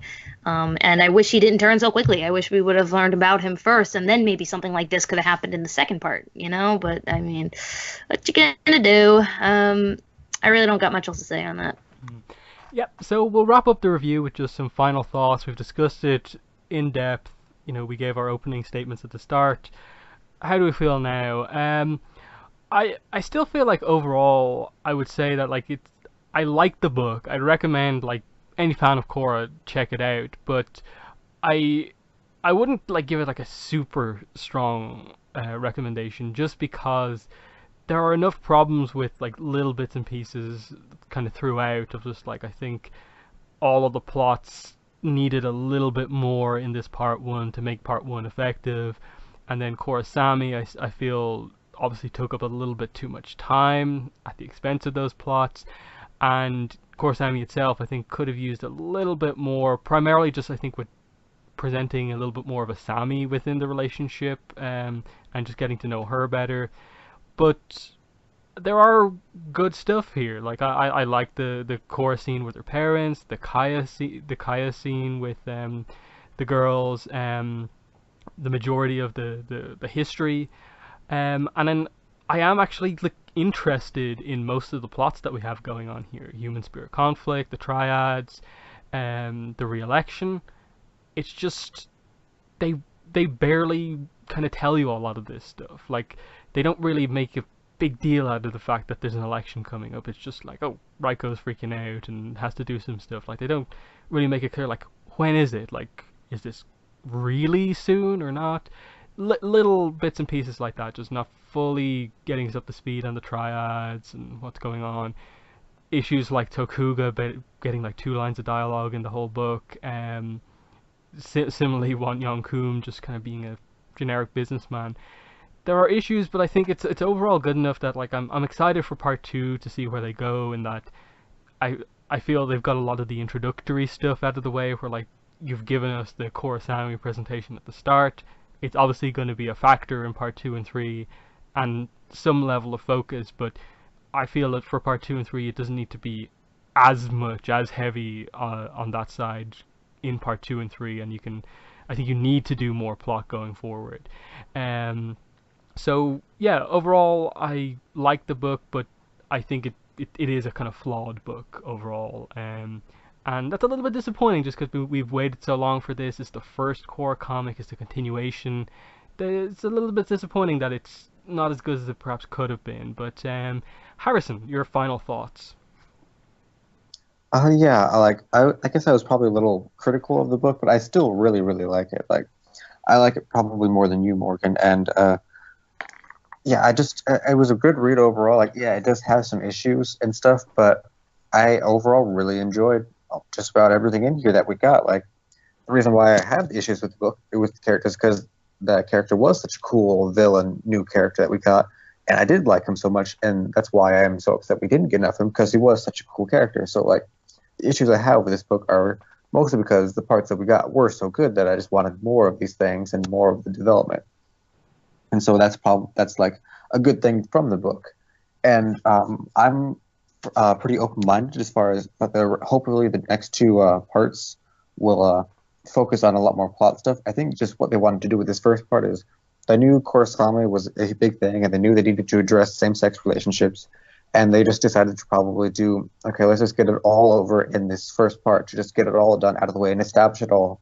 And then the other 2 parts, we can really do a lot of good plot stuff. And I think and also hope that that's what they're doing, because they got all the Korosame stuff done. It's done well, and I hope that it's a continuing plot thread throughout the next 2 parts. And I hope we get 2 more of Asami and what's going on with their development, stuff like that with her. And then hopefully the plot will definitely be like the main focus with like the gangs and the spirits in parts 2 and 3.